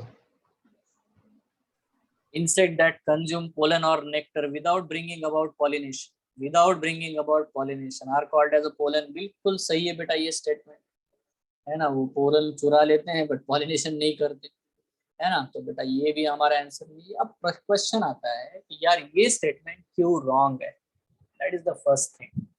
तो इस स्टेटमेंट को अगर सही ढंग से हम पढ़ते हैं, पहले ही अगर आप पढ़ोगे ना तो आप तो जस्टिफाई नहीं कर पाते। Pollen grains of many species can germinate on the stigma of flower। ये जो चीज बोली है ना, pollen grains of many species can germinate on the stigma of a flower. एक ही flower पे बहुत सारे, but only one pollen tube of the same species grows into the style. अब देखो यहाँ पे मुद्दा है कि ओनली वन पोलन ट्यूब नहीं जाएगा। अगर वहां पे 10 पोलन ग्रेन पड़े हैं उसी सेम स्पीसीज के, तो सबके पोलन ट्यूब एंटर होंगे। यह बात याद रखो बेटा। समझ गए क्या रे? क्या स्टेटमेंट है, समझे क्या आप? पहले Yes, तो sir. ये स्टिग्मा है, उसी के बेटा सेम स्पीसीज के अगर 3 पोलन ग्रेन गिरे हैं तो तीनों के पोलन ट्यूब जर्मिनेट होंगे अंदर घुस, है ना। मैंने आपको ये बताया था कि अंदर बहुत सारे सीड है यार, बहुत सारे ओव्यूल है, बहुत सारे एम्ब्रियो सैक है, तो बहुत सारे पोलन ट्यूब जर्मिनेट हो सकते हैं, एक ही स्टाइल से वो गुजर सकते हैं, इसमें नो डाउट है। दूसरा ये भी बोल रहा है कि many species can germinate on the stigma of a flower. एक ही फ्लावर के स्टिग्मा के ऊपर बहुत सारे स्पीसीज जो अलग अलग आकर के पोलन ट्यूब जर्मिनेट करा देंगे। सो ये भी रॉन्ग है। तो इस हिसाब से ये स्टेटमेंट रॉन्ग हो जाता है और इसीलिए ये हमारा आंसर है। वैसे भी कुछ सोचने की जरूरत भी नहीं थी, ऑब्वियस दिखाई पड़ता है कि डी, सी और बी बिल्कुल सही है, तो ए इज रॉन्ग। यस, पक्का है? Yes, sir. क्लियर है? बहुत बढ़िया। नाउ ये which one of the following may require pollinators but is genetically similar to the autogamy? Geitonogamy. बहुत आसान है, बिल्कुल।